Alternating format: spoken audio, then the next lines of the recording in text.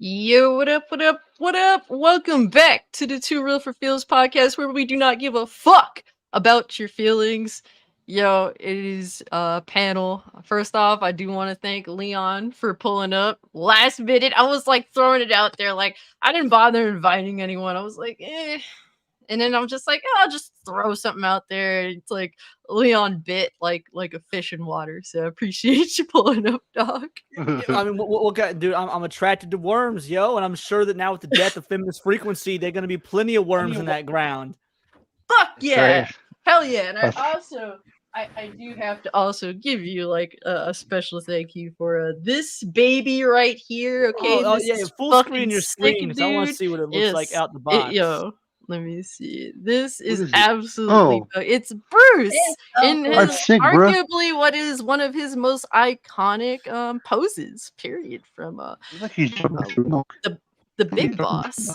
Well, this is an air, like this statue is based on air. I actually have the water statue, and to be honest with you, the air statue looks a lot better.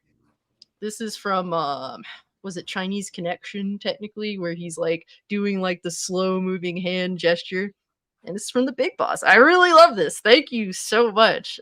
No, you're welcome. I didn't know it was part of a set. I was like, I've scoured your background. We've Skyped or not Skyped, but like seen each other videos a few times. So I was like, okay, I've never seen this statue, so I'm not getting her. I'm pretty sure I'm not getting her one she already has. Let's just go for it. So it's crazy how it worked out because it's like I do have one from that set. I didn't even know it was a set either. I thought it was just water. No, what Bruce Lee famous quote about water. So I'm like, okay, so it's just that one figure, but it happens to have a little bit of a set. I'm actually curious to see what's technically left on the list.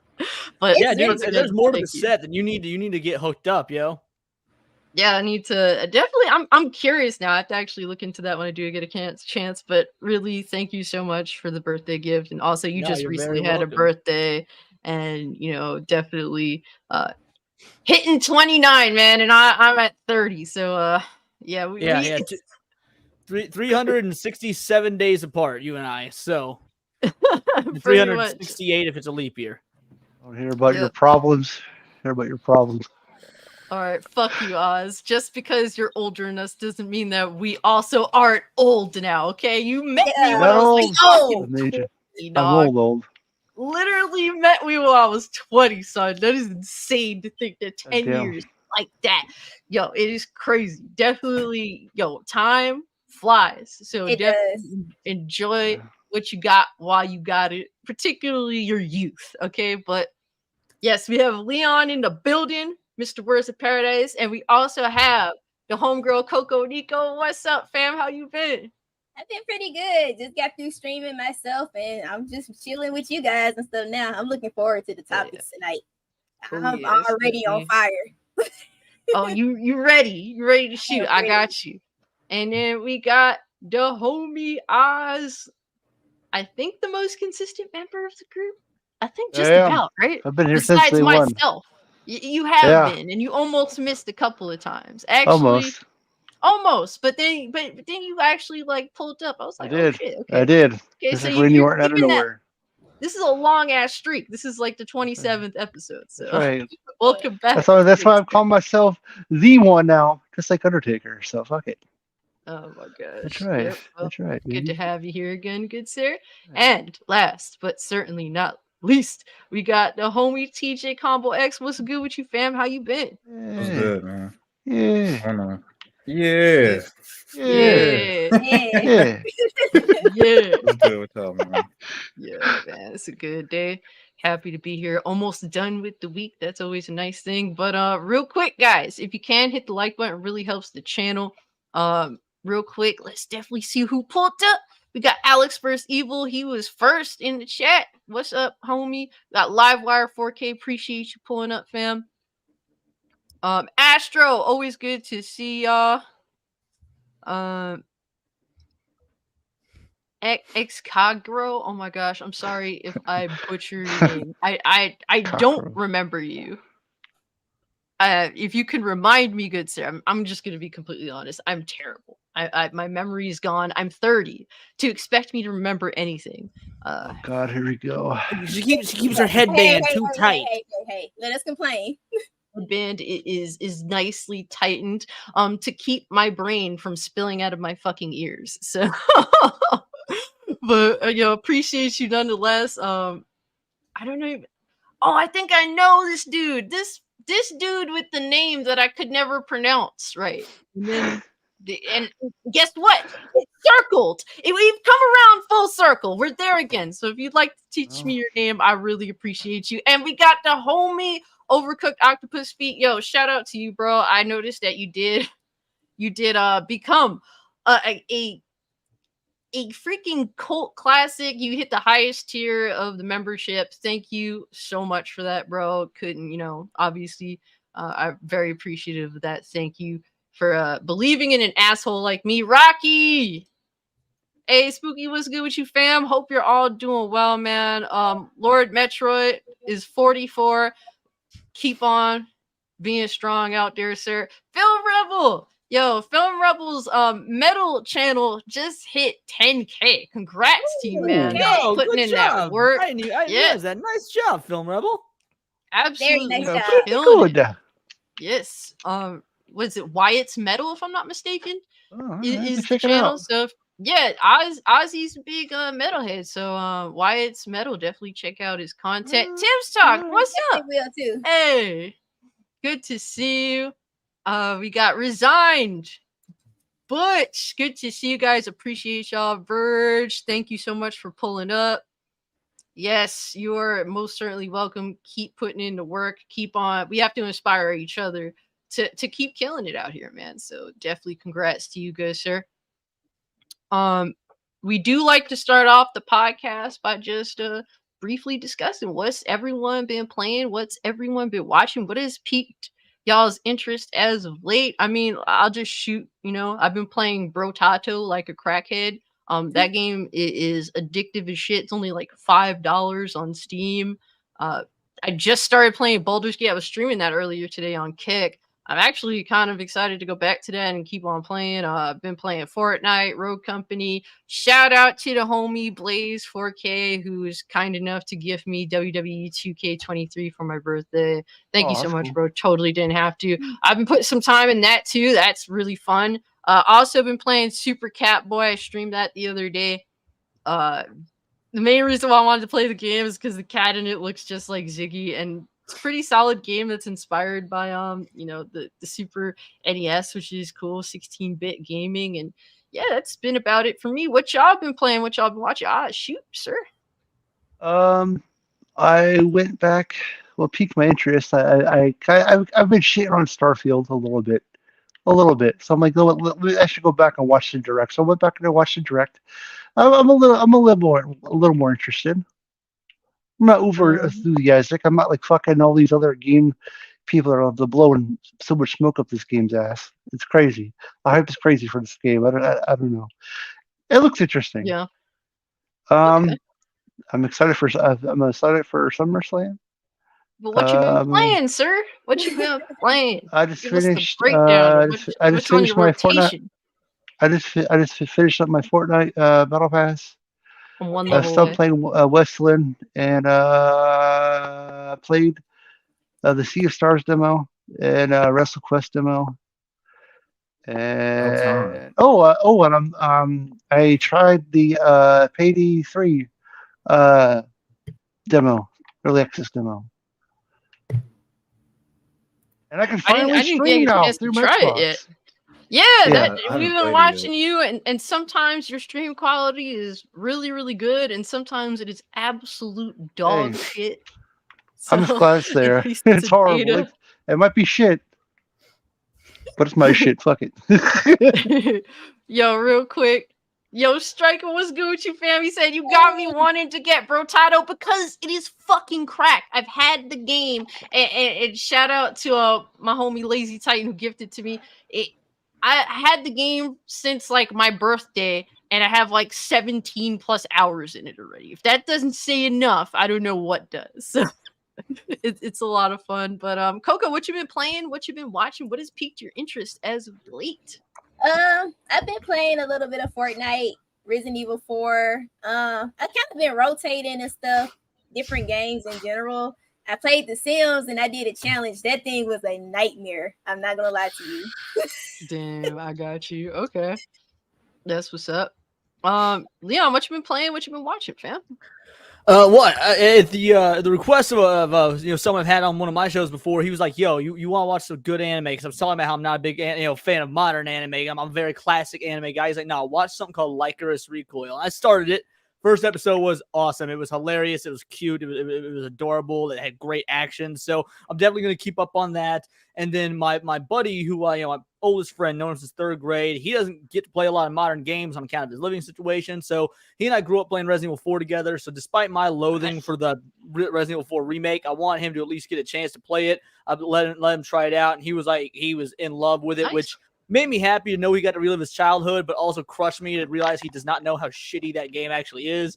And other than that, I've more or less stopped playing video games and watching things because for this coming week, the very last the Magic the Gathering championship season is almost over. The last qualifying events for regionals are this weekend, so I've been just practicing heavy, getting the meta going, so when I go to this tournament Saturday is my last chance to make it into regionals before the new season starts. So I've been playing a lot of Magic. Right. That's what's up. All right, Nice. definitely. Very That's nice awesome for sure. Yep. So, it's Zaha, then T, then girl. Oh, yo, your name got 10 times longer since we last spoke. I'm just letting you know that. I'm calling you Zaha, and we calling it a day. Okay, bro? Call you Okay, Baja Zaha, Blast. I appreciate you pulling Not up, homie. Baja Blast. That, We're calling you Baja Zatigro. Blast. You would say Zatigro. That's what he's saying. Zatigro. Satigro. Okay, Yeah, there we Zatigro. go. Listen, my white brain saying a whole nother sentence, but continue. My brain. Hey, yo, I don't even want to know. Zahatigro. There we go. I think that's as close I'm gonna get. I appreciate you pulling up, fam. It's always good to see you, though, for real. And then, real quick, OG veteran, appreciate you pulling up, fam. Really good to see you. Yo, Revenant, always good to see my homie Revenant, man. And Hustle and Motivate, what's good with you, bro? Hope you're doing well. Always good to see you, fam. And he says he hasn't been playing anything this week. Did a bunch of push-ups and sit-ups, bro. You've been putting in that work. I completely understand that. That is the best excuse to not play video games. And making all kinds of games. Also, kinds. by the way, Coco, All I was kinds. totally not throwing shade at you. Like, because when she starts like, "Hey, what's everyone playing? Watch it." I was so ready to roast Resident Evil 4. Then when you're like, "I've been playing Resident Evil 4," I was like, "I'm gonna sound like such an asshole." Fuck. I will be honest with you. I'm like you. I love the original. So when I actually went into it, there were some things I liked about the new one, but I'm like you. I like the original. Ain't nothing like the original. My girl. Yeah, I mean, like, from the perspective of like a super normie, I can understand that the game is definitely not gonna adhere to the original in the true, the way that a fan would ideally want, because that's just how all these games are nowadays. But there's definitely some things that I think are amazing about the remake, like the visual quality, the general gameplay. It's a quality game. It's just not gonna hold a candle to what everyone grew up loving and adoring and appreciating all these years later. But Revenant's also been replaying Fallout 3 and started watching Terror in Renaissance. Resonance? I can't read, okay? My age is killing me. I'm sorry. All right, but appreciate you. Yes, I'm just a mess. I don't even have the excuse that I'm drunk because I don't really drink very much. So, but yeah, guys. TJ, what you been playing? What you been watching? What has piqued your interest as of late, good sir? I mean, right as I was rushing to get in here, I was playing Road Company in home base, so I was doing that. Nice. Messenger is a game that I picked up. It was like $5, so I've been playing that before. It's the same. It's from the same developer that's doing Sea of Stars. So I just wanted to check out what their first game was. So I like that game a lot. It's very funny dialogue. Gameplay is very. If you like the 16-bit, 8-bit platforming games, that's a good game that I would definitely recommend. That's all I've been playing. I haven't really been watching anything. Really, just that and hitting the gym. So. That's what's up. Yeah, I know you've been putting in a lot of work at the gym. It's cool to see that y'all doing y'all's thing. But yeah, I am Grandma Cage now. So that's what I was laughing at for the longest. It's just like, no, you didn't. Yeah, it's getting bad out here, guys. Okay, 30 has been a mini midlife crisis for me. I'm still trying to get through I ain't it. there yet. I got a few more days. I'm gonna enjoy Wait, when is your birthday? On the 28th, I'm gonna enjoy every last bit of my until I get to the 28th. Damn, man. Oh my god. It's crazy to like the fact that we're all just getting old because we've right. Quite a while. Dude, has anyone found themselves like bitching about modern music yet? Because like I've always bitched about modern music because I'm being a musician, but then I see other people my age who don't play instruments bitching about modern music. I'm like, oh, thank God. So it's not because I'm getting old and crotchety. Modern American music. Okay, I can go listen to K-pop and turn my brain off. I can't understand more than half of it. But hey, I could tell, like, without understanding it, I could tell that it's inspired by like 70s, 80s, and 90s music. So I can tell you exactly why it's so. K-pop is genuinely better than American pop, and I can tell you. Do you know what synesthesia is? So synesthesia, I have synesthesia, and it's a mental disorder. It's not really a disorder because it doesn't do anything negative to you, but technically it's a disorder where you confuse one sense with another. So it's most commonly done with hearing, but you can technically have it for any of your senses. So like I can hear colors. Like when a song comes on, most people get like pictures in their head. I don't get pictures. I literally am hearing color. And so K-pop has a far larger variety of colors that I can hear than American pop. And that's one of the reasons I think that people hate Nickelback, and I fucking love Nickelback. One of the reasons I think people hate Nickelback is because Nickelback, they're actually a genuinely really good, like well orchestrated band. They know what they're doing. There's so many different like colors that come with them in terms of their variety of genres that they influence in all their music. They're not one thing. Like hard rock fans aren't going to like their sappy ballad shit. Metal fans aren't, but they can also write like they've written a disco track straight up. What metal fans are going to listen to a disco track, but easy listening people, they're not going to listen to the Nickelback's heavy stuff. So Nickelback's got such a wide variety. People hate them because they can't put them in a box. Like K-pop, Nickelback, I'll defend both till I die. Okay, that's what's up. But yeah, so I mean, let's jump into the topics overall. First off, someone's mic is fucked. I'm just saying. Is it mine? Probably, because it's always you.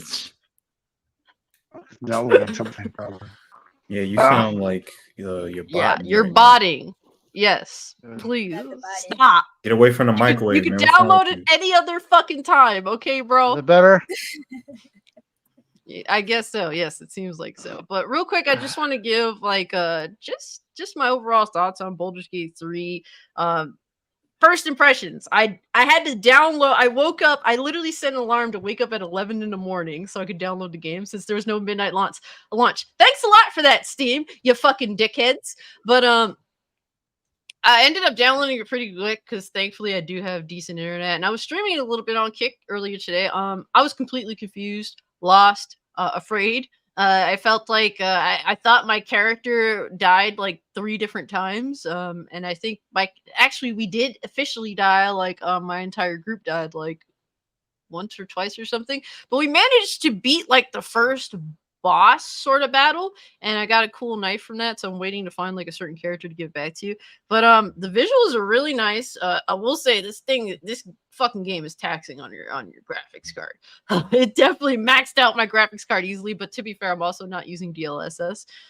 But overall, even with the frame rate not hitting a lock 60 for me, it's still really like a smooth like 45 FPS. So it isn't bothersome, specifically since it's like overhead. But overall, I think the graphics are very pretty.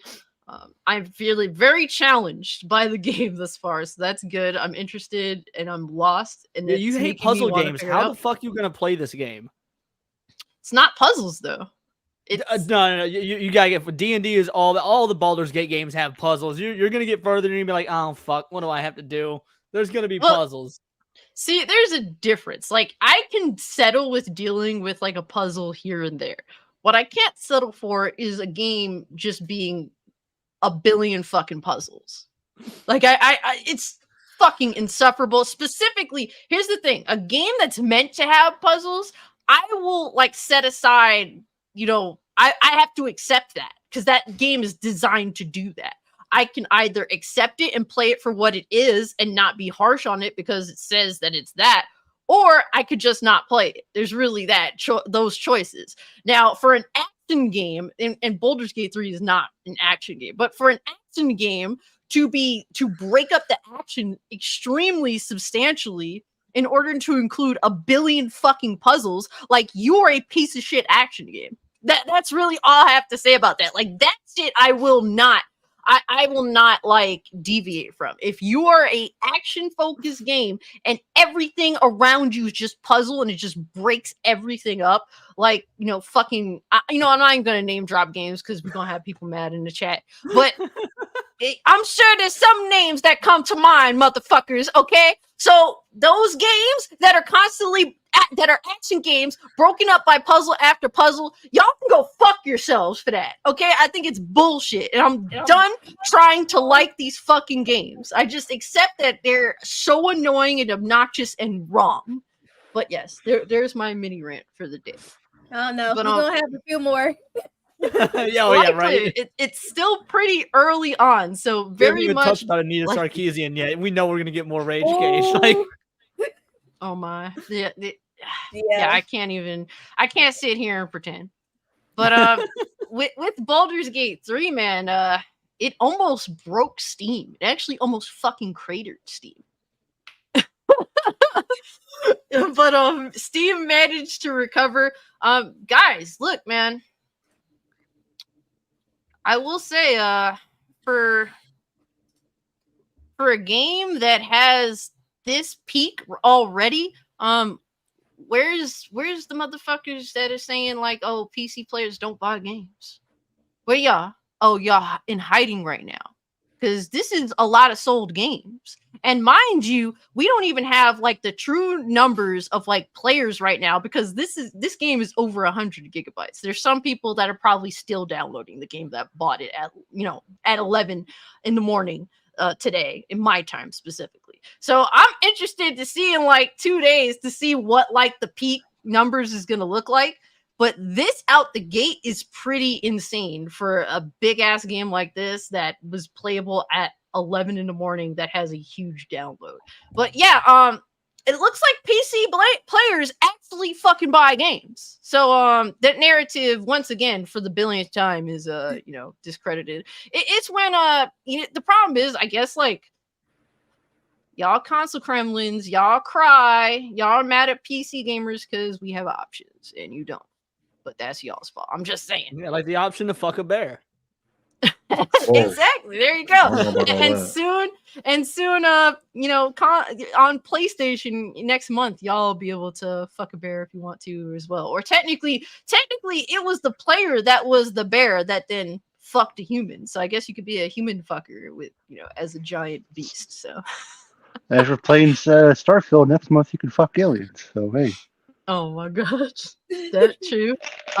There's a lot of massive RPGs coming out, and it's pretty crazy to see. But shout out to Kofi, man, because he posted this tweet, and it's like he has no interest in Baldur's Gate, but this is so respectable. And Baldur's Gate, they asked, are there any in-game purchases? And they said no, there are no in-game purchases in our game. We believe in providing a complete and immersive gaming experience without the need for additional purchases. Enjoy the game to its fullest without any additional costs or microtransactions. Stop making me want to like this game, Cass. That's the GOAT already, hands down. From a gamer's perspective, this is beautiful and rare to see, so my hat is off to you, Baldur's Gate. As of right now, I'm happy to have given them my money. All right, maybe they'll say something dumb that's going to piss me off a little bit. But from a gamer's perspective, this is a beautiful, rare thing to see in 2023. So shout out to the devs of Baldur's Gate 3 for that. We really do appreciate that. That's pretty nice. So all in all, so far, everything is so good with Baldur's Gate 3. I don't know if you guys... Leon's like slightly interested. I know you're a bit of a D&D guy, but is anyone here interested in copying Baldur's Gate 3?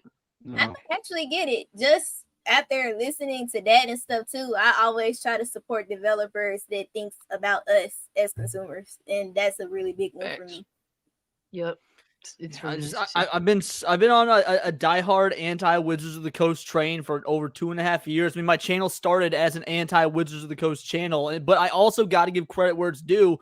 I mean, Baldur's Gate 3, it looks amazing. It really does. And that statement there, that is a good statement. Like, I can't sit here and let my blind hatred for Wizards of the Coast as a company deny when things are done right. That would be dishonest, and I wouldn't want to do that. That being said, I still, now for one, I don't have the room on my PC right now for it. I'm gonna have to like delete some shit if I ever want to buy it. But I mean, Baldur's Gate 2 still holds up, and I'm not saying, hey, go buy Baldur's Gate 2 instead, but Baldur's Gate 2 still holds up. So if that still holds up, I can only imagine what Baldur's Gate 3 is going to be like. And Baldur's Gate 3, it truly looks like an incredible game. That being said, it is a Dungeons and Dragons game, and it's made for modern Dungeons and Dragons fans, and modern Dungeons and Dragons fans are worse than fucking Star Wars fans. So I'm not gonna hate the game, but I will definitely hate the player. Nah, I totally get it. Everything is like a mixed bag nowadays, you know? It's like I want to love everything, but then there's always something that makes me like, oh man, or like, oh no, F this. Like, it's even if they do like the right thing, and I mean, I understand, you know, Wizards of the Coast, how they are. As for the devs of this, I forget their names, but is that Larian or something like that? Larian, yes, they are very highly regarded, and it's, you know, obviously Wizards of the Coast is Wizards of the Coast, but you know, these devs clearly put their heart and soul into this game from what I'm seeing, and the way that they've been, at least the way they have presented this amazing product. I have to give them a shout out for that so far. And real quick, yo, Lord Metroid, thank you so much for becoming a mainstream classic member. Thank you, fam. I really appreciate that. Thank you so much for believing in an asshole like me. Welcome aboard. But Livewire said, honestly, Cassie, some of these console fanboys are the ones who don't support games. I mean, it's true. And all around, we could point at people on PC and on the consoles that do the same shit. You know, I'm just saying, don't call us PC terrorists or whatever the fuck. We don't buy no games. I mean, clearly, if anything, we're the PC Gestapo. Yeah, exactly. Clearly, if there is a damn good game out there, it seems as though PC gamers are willing to consume it. The thing is, PC gamers have the right to say no and still get what they want to play anyway. Or I thought you were about to be able to see gamers have standards. That is true. Well, I will say the level of standards for the average PC gamer is slowly declining, specifically with these console Kremlins. These peasants pretending to want to be PC gamers and then upgrading their graphics card like every 2 years, thinking that this is how PC gaming is supposed to be. The level of standard is slowly declining, but that's another conversation for another time. Overall, Baldur's Gate 3's launch is pretty damn good so far. So. Now, to be fair, because Verg Brizzle says PS fanboys are hyping it like it's exclusive, so annoying. I will say Baldur's Gate as a franchise does have has always had love from the PlayStation crowd, because you had the Dark Alliance Baldur's Gate games on the PlayStation 2, which were instrumental in bringing the dungeon crawling RPG elements to the PS2 at the time. So I will say a lot of these fanboys don't even remember that. What? A lot of that game was a classic. Look, here's the thing. So the people that know, no doubt. But the people that Verge Brizzle are specifically referring to are these dick-eating PlayStation fanboys that literally are just like, they're just like taking it as a dub because, well, Starfield's coming out on PC. Well, I mean, on PC and Xbox. So like, they're trying to get like the counter game. So they're going with Baldur's Gate 3. This is how like these are mental midgets that he's referring to. So that's literally how petty it is. Like I remember 2 years ago, I copped a factory sealed copy of. I didn't even have a PS2. I still don't have a PS2. I sold my consoles a while ago, but I found a factory sealed copy of Dark Alliance 2 for like $70. Like, nah, got to cop it just so I could say I own it because I had such memories with this. Like the fact that there's people out there not paying due respect, just being PC fanboys instead of being fanboys of like tradition, that's hurtful to hear. I mean, that's why I'm saying it's like you're bringing up a good point, but these motherfuckers, they know nothing about that. So like it is what it is, man. And Astro Cyborg said a good point. Most of them 100% won't play or finish it on PlayStation. Bro, most of them won't even buy it. They won't even play it if they buy it. Some of these dudes literally they just want to have something to talk about, something to shit on the other side for. And don't get me wrong, Xbox dudes do the same shit. But there's this immense hate for Starfield. It is just over the top hate. And it's the same people that was defending Fallout 4 when I was saying Fallout 4 is not an RPG and that's why it's a shitty Fallout game. But these same motherfuckers now all of a sudden, oh, Bethesda's bad. They're shit. Even though these are the same people that have played all of Bethesda's open world RPGs. But I digress, man. So it's been such a great year for gaming. Like think about it. Baldur's Gate 3 is out. It's massive. We're about to have Starfield. People we're forgetting that Hogwarts Legacy was a game that came out this year. There's so many incredible games this year. That Hogwarts Legacy feels like 2 years ago to me at this point because we've just had an onslaught of actual good content, which is the first time in years I can say that. Yeah, we've been waiting, and now the games are starting to finally come out. I'm more looking forward to, more than anything else, a lot of smaller games. Like Bomb Rush Cyberpunk is supposed to be like a Jet Set Radio Absolutely. Successor. That's something I'm really hyped for. Sea of Stars, I've been keeping my eye on that for years. You're on a roll right now. These are like small games that really look like genuinely great experiences that I'm hyped for it, and obviously TJ's hyped for it. Me and TJ, we always been kind of like the ones to try like the little things, and we appreciate the little games more than your typical fan of gaming out here. I'm an aficionado for indie games. Like anytime there's an indie game that I know was made with passion, love, and you can see quality in the gameplay, I'm always for it. So anytime I play these games, I always tell people about them because I want the development team to get the support to continue to make more and add more to the game.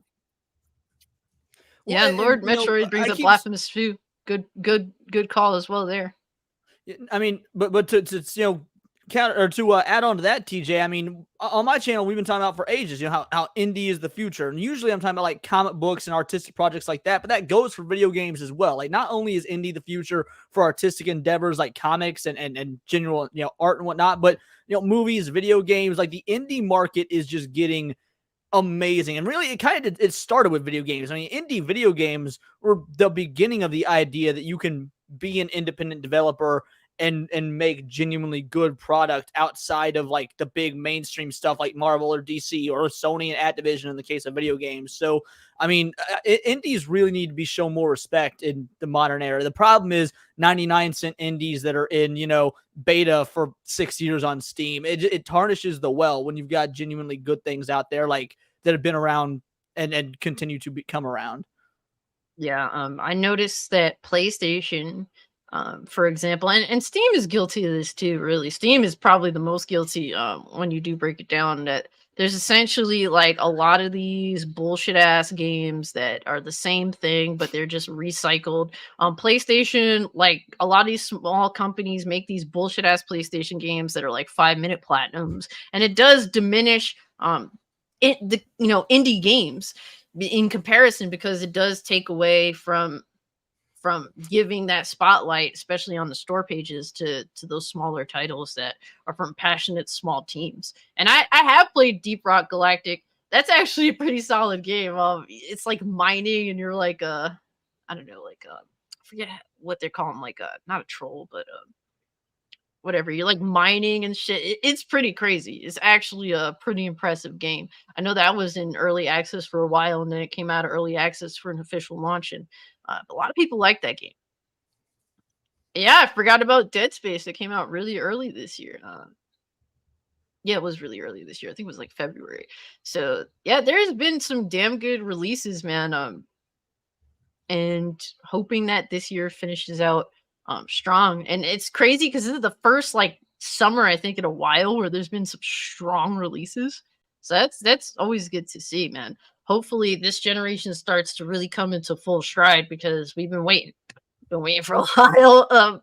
We pretty much all of us are early adapters of PS5, at least specifically, and we've been waiting, man. We was excited because PS4 gen was relatively reasonably good, so better late than never, I guess, right? I mean, yeah, it's usually the case for when basically the PS4 didn't really get rolling until about 2015. And yeah, I mean, we was on it playing, Killzone Shadowfall for years before we, jumped to other things and kind of strayed from that.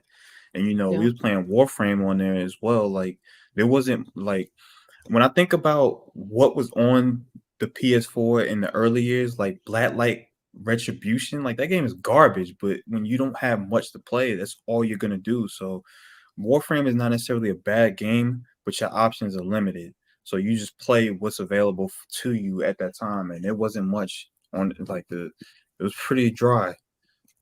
Like you had what I think what's the game? Infamous Second Son was like 2014, I believe. that was when it started to actually come into.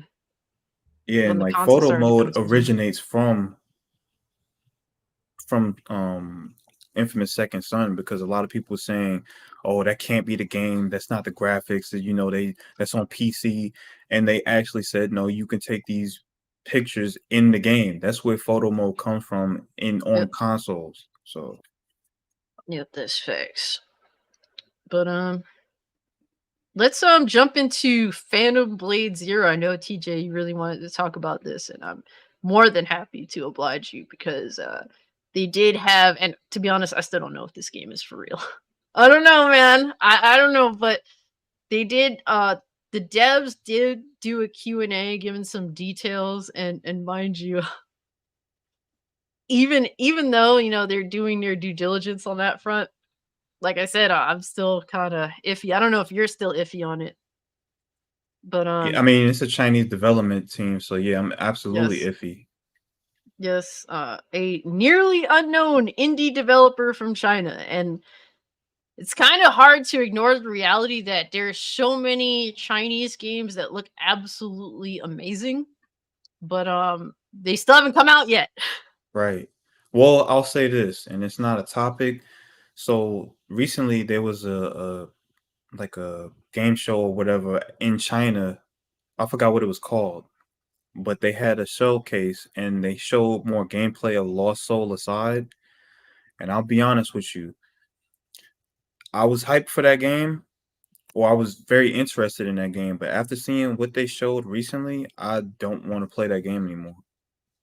Yeah, Like really?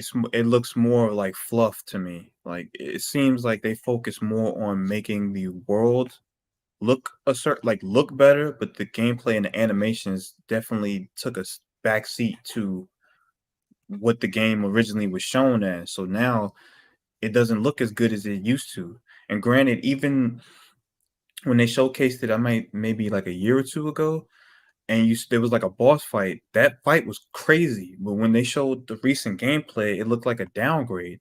So I don't know if it's because they're moving it to the PS5 and they had to limit some things. I don't know what was going on in regards to that.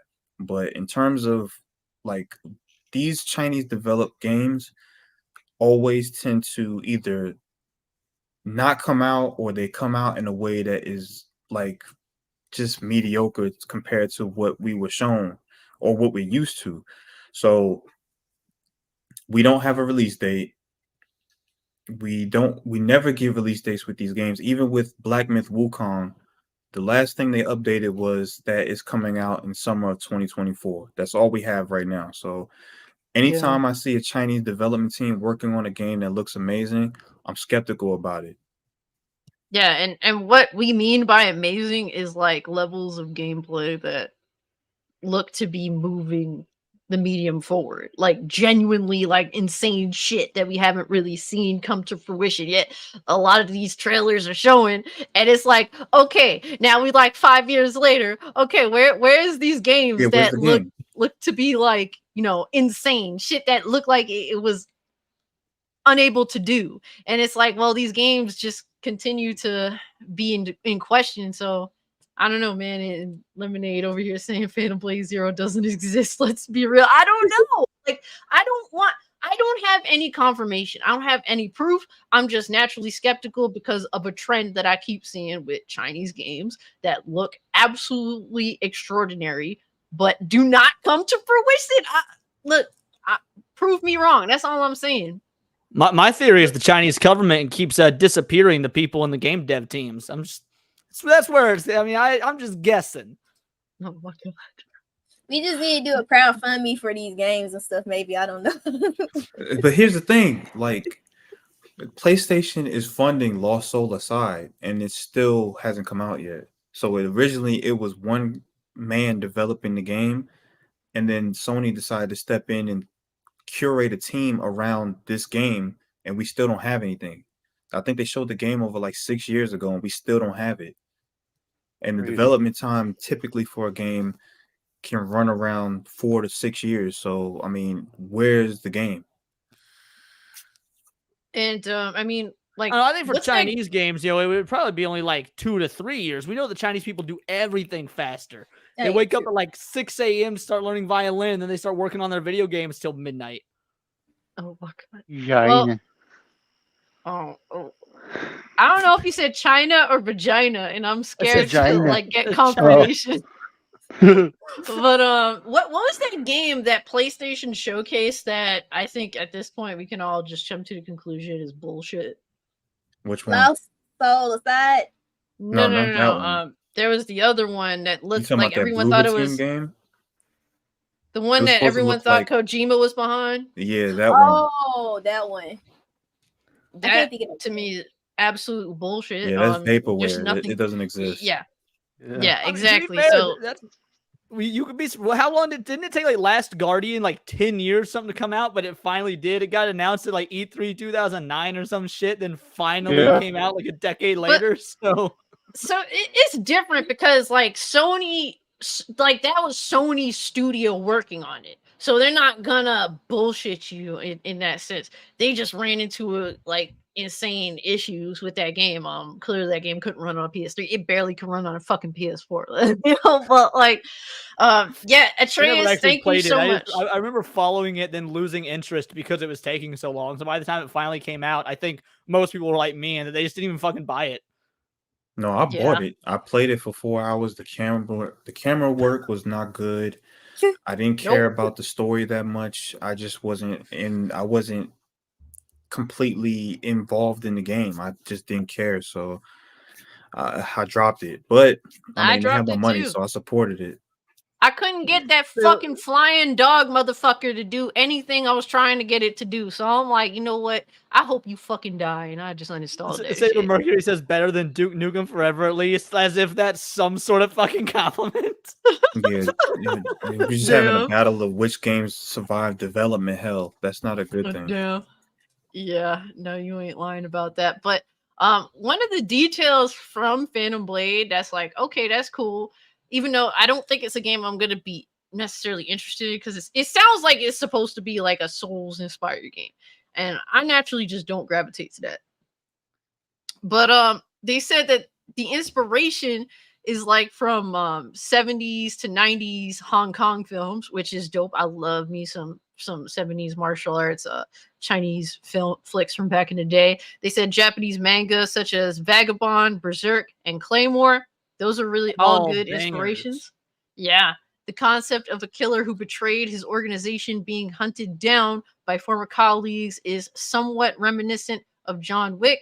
In terms of games, they're comparing it to Ninja Gaiden, Sekiro, Shadows Die Twice, and Neo. So there's going to be high challenge there. There's definitely some some interesting inspiration overall, and that does sound cool. It's something I don't necessarily think I would play because I would get the shit beat out of me, it sounds like, and I don't have fun playing Souls games. I just feel as though they're fucking torture devices, not for nothing.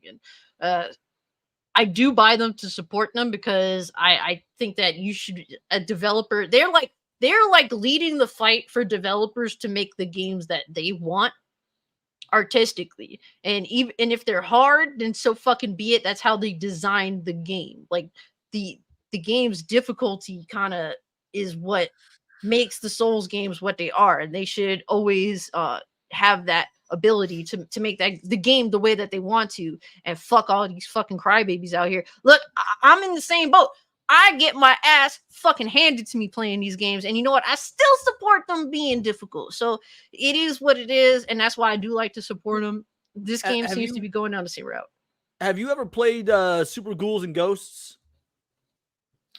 No, but I heard it's one of the hardest games ever made. This is my favorite SNES game of all time, and like it's a dead franchise. It's been dead, and it's the franchise I want to see come back almost more than any other franchise in existence, except maybe Silent Hill. That being said, because the originals are known as some of the hardest games ever made, I don't trust a modern version not to be pussified. So, like, do I really want it to come back? Because, look, I love Capcom. They're my favorite company. But even Capcom is all about, let's make everything easier for dumb people, which, no, stop treating dumb people like they, have rights.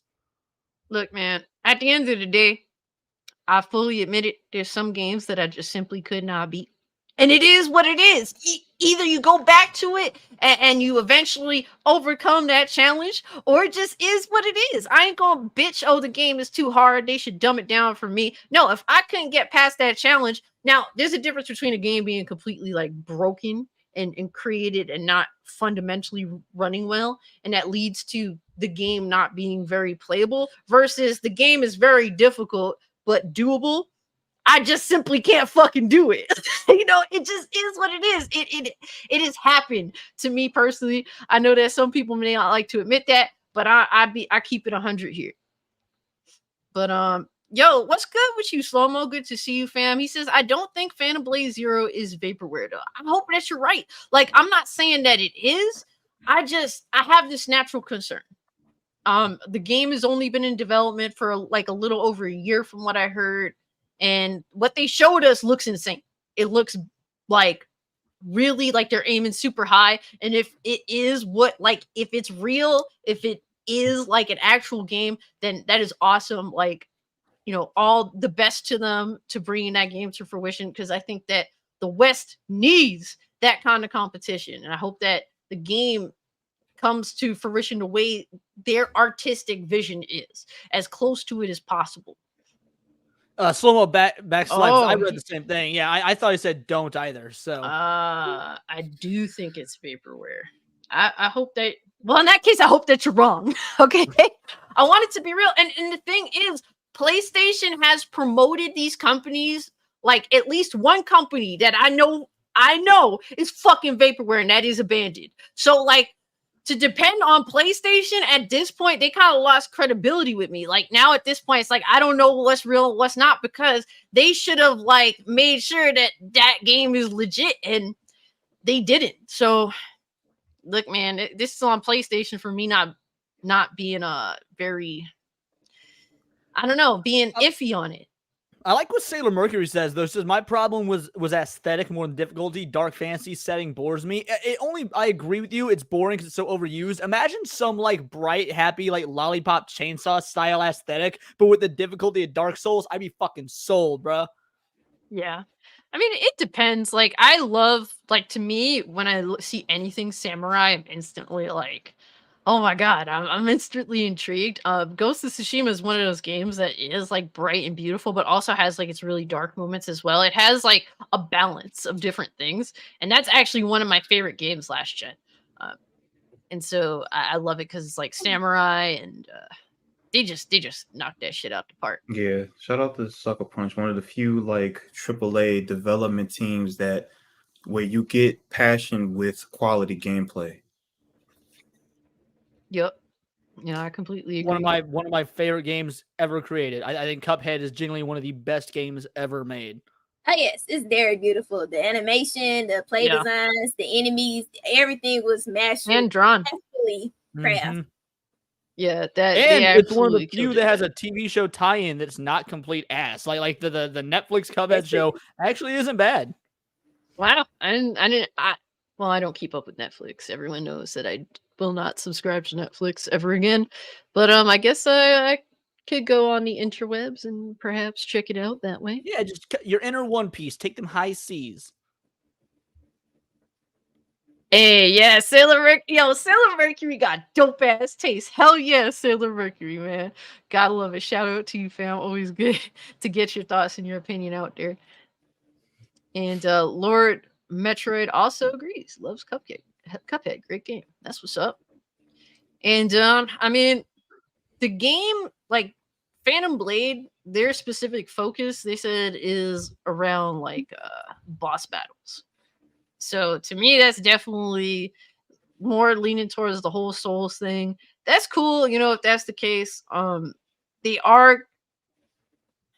said the story cannot be experienced cooperatively, but they said they will design multiplayer experiences for some end game content. I don't know, man. This game sounds like they're doing all sorts of shit, and it's like you guys are like in. How far are you in development? Can't be that far. I don't know. TJ, how do you feel about this generally? Like, the more they talk about it, the more it's like, the more I was reading this, before the podcast, and I was kind of like, I don't know, man. I don't know if this is even legit. It reminds me, because last time I was on, I told you about like Austin Eruption, and remember, I watched one of his videos last night, and he was talking about games that try and do too much. He was talking about Marvel, Square Enix, the Avengers, and and he compared it. Do you guys remember that Doom 2016 had multiplayer? Like, who played multiplayer? Yeah. It's that I'm getting that sort of vibe. Like, it's there, but is that really why you're buying the ticket? Yeah. And this is a game that if it does happen, they're saying there's no co-op, so you're actually gonna have to fucking get good if the game does come out. I mean, I don't think that's a bad thing, but the game actually has to come out for me to believe it. So at this point, it's just a figment of my imagination until further notice. Is there anything that you want to throw in there in regards to your general thoughts on this game, particularly from this Q&A that they dropped? Look, I want this to be a real thing, but I mean, they talk a good game, but I need to see this come out. And even more importantly, give us a demo. If they give a demo of the game, that lets me know, okay, there's something that's actually that they're building on something. They have something available. They want us to try it. They want us to give it a shot.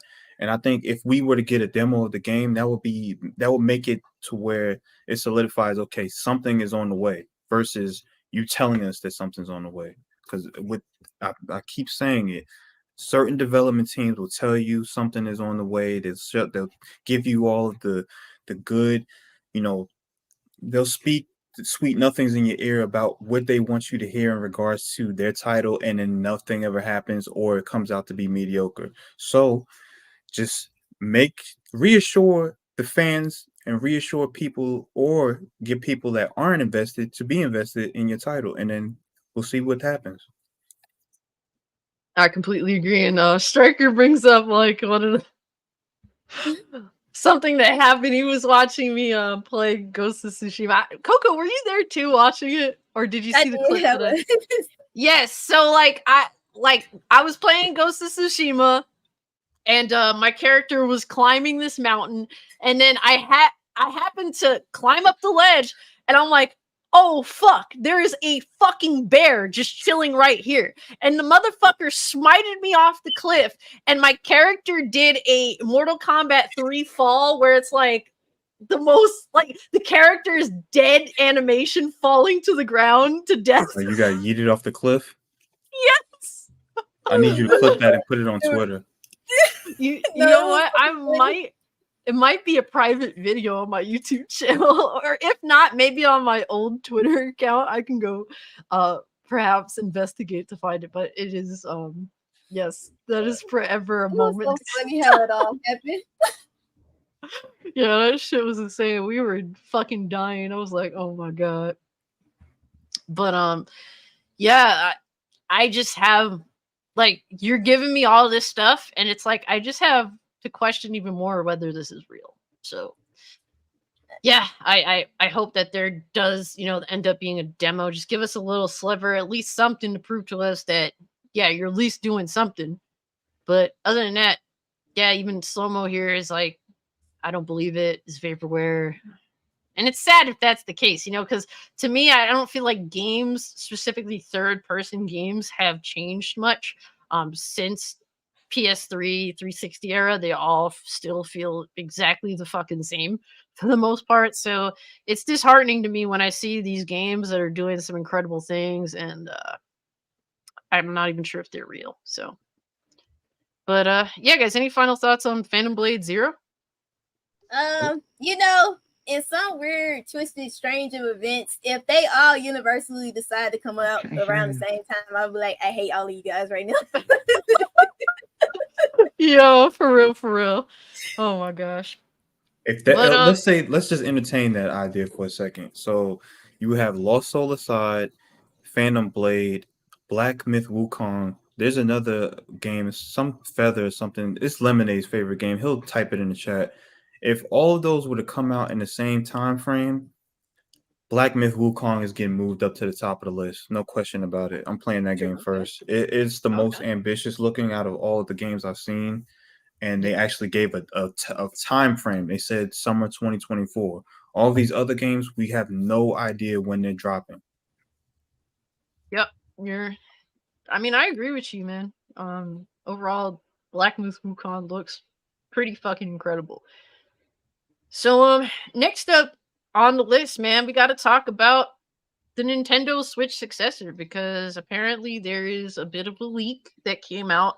Now, it is from VGC, and I must preface this and say that they've been wrong one specific time, and shout out to Astro Cyborg that did bring this to my attention, and because he watched my video and he was like, yeah, like they did this reporting and looks good, but hey, they also reported that Nintendo Switch wasn't going to have a major release at the second half of this year, and the most recent Nintendo event proved that was in fact wrong. We're getting Mario RPG as well as Mario Wonder, and Mario Wonder is maybe 2D Mario, but 2D Mario is a big fucking deal. That's a big release for Nintendo. So taking that into account, they did happen to have some sources that saying that Nintendo Switch sequel, I guess we'll call it Nintendo Switch 2 for now, or whatever you guys would like to, is going to launch possibly in the middle of next year, maybe around this time next year. And we got a few Nintendo fans up in here. I know, Leon, you definitely love your Nintendo Switch. I appreciate Nintendo Switch. I love my Nintendo real. Everything, man. I got Nintendo socks, and I fucking love those. All right, like that's what's up, man. How are you feeling? Like, are you hyped to finally be getting at least some sources out there? They're saying development kits are out there. I'm not surprised at all by that. When it comes to consoles, right after the release of a new generation console, about a year or so later, they're already plotting the next successor. That's how it works in the industry. Every console release is under many years of development. So I'd have to assume that the Switch 2 is in late stages of its development and coming to fruition. I think it's going to come out earlier than that. I think it's going to come out around March. I think it's a bold statement. Yeah. Get it out before the new PS5 comes out, and whatever the next Xbox is. Get it out now. Yeah, I agree with that. Nintendo's the type of company that they're willing to do anything on their own terms. Nothing is off the table. They'll announce a fucking major release game a month before it comes out. They're ballsy like that. And guess what? It all works in their favor. But Leon, what you think about the Switch 2? I know you dropped a video talking about it as well. And I encourage yo, freaking make the video, bro. You're a Nintendo guy. Like, yeah, I am a Nintendo guy, and I don't get to talk about video games very often because despite being a massive video game fan, I've got so many nerdy interests that I feel like video games are actually one of the things I'm, at least in the modern day, the least knowledgeable about. But when it comes to Nintendo, I mean, I keep my tabs on them. I love them. They're without a doubt, my favorite of the first party companies. And even before I get into the Switch too, because you were talking about Nintendo being ballsy and everything working out for them, even when things don't work out, like the Wii U did not work out. And there were people who were talking about like, oh, the Wii U is going to be the death of Nintendo. At the time when the Wii U was a failure, Nintendo had so much money that they could spend over $1 billion a day and still succeed as a company without going bankrupt for another 258 years. People underestimate the vast capital that Nintendo has. So now, fast forward to the Switch, when it's the biggest thing ever, effectively.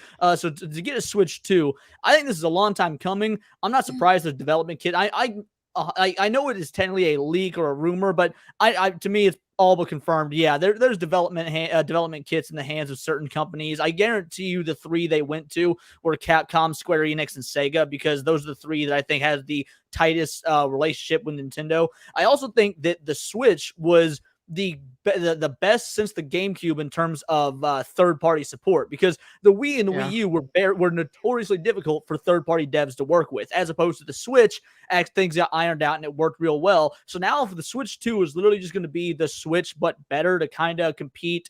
Not really compete, but compete with the PS5 and Xbox Series XS. It wouldn't surprise me at all if Nintendo's really gone all in and making third-party development actually feasible out the gate. So yeah, I know this is a rumor, but nah, I don't know if it's gonna come out as early as March, like Oz said. I mean, that'd be awesome, that'd be super cool, but I'm thinking it's probably gonna be a summer, or actually my intuition's telling me it's gonna drop in like October, November. I think they're gonna pull what they did with the Wii and make, because I believe the Wii came out like a November 7th or something. That way it's like the hot Christmas thing. And I could be wrong. That's just what intuition's telling me. But either way, I'd be willing to bank on, the Switch 2 is coming out next year, or whatever you want to call the successor, and it is going to be everything that we want it to be. Yeah. Real quick, shout out to Anglo. Thank you so much, bro. Black Metal Gamer, I believe your name was. Thank you so much for the $2, fam. He said Capcom did Ghouls and Ghosts Resurrected a new game. You know what? Now that you mention it, I remember Happy Console Gamer doing a review of that game. And from what I remember, he was sort of on it. Like, it's not bad, but it wasn't like amazing either. It was kind of sitting right there, kind of sort of in the middle. And it's rare because he's like, look, man, I review games that I'm actually hyped for, and he ends up liking a lot of the ones that he tends to be hyped for. Lucky him. But yeah, he kind of gave that like sort of like a middle ground sort of review. So hey, man, they did at least try and resurrect it, which is cool. But yeah, appreciate you bringing that up, because it totally missed me, and I do watch pretty much all of Happy Console Gamers videos because I am a fangirl. So yeah. But also, thank you so much, Lethal Lightning, for the $5 super sticker that says Hiya, and it's a very, very cute doggo on there. So thank you so much for that. Really appreciate you, fam. Yes, we support the doggos. I'm now cat gang, but we do also have 2 doggos in the house, so gotta show some love to the doggos too. But for me, like, obviously, dev kits are definitely out there. Whether this is a fake source or not, they are out there. And we're probably going to see more leaks as time goes on. There's definitely Switch 2 games in development. What game would you want, or do you think? Because that could be 2 different questions. Like, would you want to see as a launch game for the Switch 2, or would you think is probably the best idea for a Switch 2 launch game? I know. Metroid Prime 4. Yeah. That would be a good one. Mario Kart 9. It gotta be a launch. Everybody keeps saying that. If they bundle that with a launch and stuff too, automatically everybody would drive to it. For what? Yeah.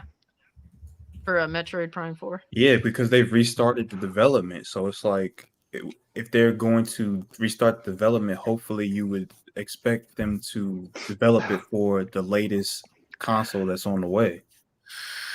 I would like and to more than likely they'll probably, because the Switch has such a user base, because there's so many out there that people have in their homes, they're definitely going to create a version for the Switch as well. But I think for the launch, and they're going to say, oh, this is the better looking version with the better graphics, higher resolution, textures, all that. They'll use that to play up to incentivize people to buy the newest console to play this game.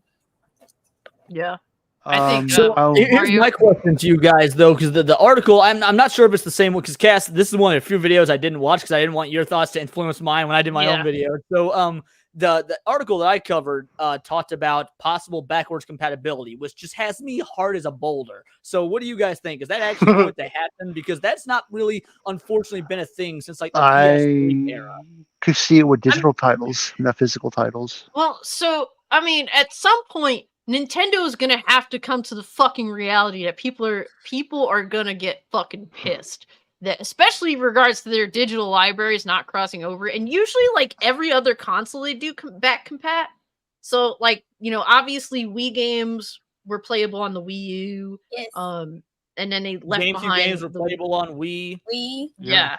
So like they kind of do at least do that. GameCube didn't have backwards compatibility, but that's because there wasn't a slot for those big 64 cartridges. Actually, well, not for that, but they did have, even though it was a backwards compatibility, they did have an add-on that you could slide on the bottom of the GameCube for the, you know, Game Boy Advance. Yeah, for the Game Boy. Like which I loved that thing. Hell yeah. Yeah.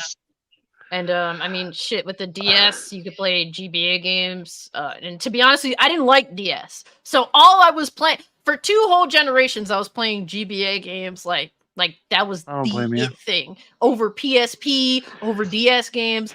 Game Boy Advance is fucking king. Okay, so that's how I feel about that. But I do think that the system's going to be backwards compatibility. Yes. If not, do you think there'll be physical backwards compatibility? That's the questionable thing. I don't think so. I don't think so. I was going to say either it's going to be for both digital, physical, or just digital. It just depends on what are they going to go with. Like they can have like a cartridge slot that fits both.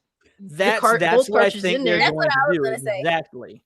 Yeah, that would be ideal. Or I mean, the cartridge slot is pretty small for a Switch game, so I guess they can have its own proprietary slot on a Switch too.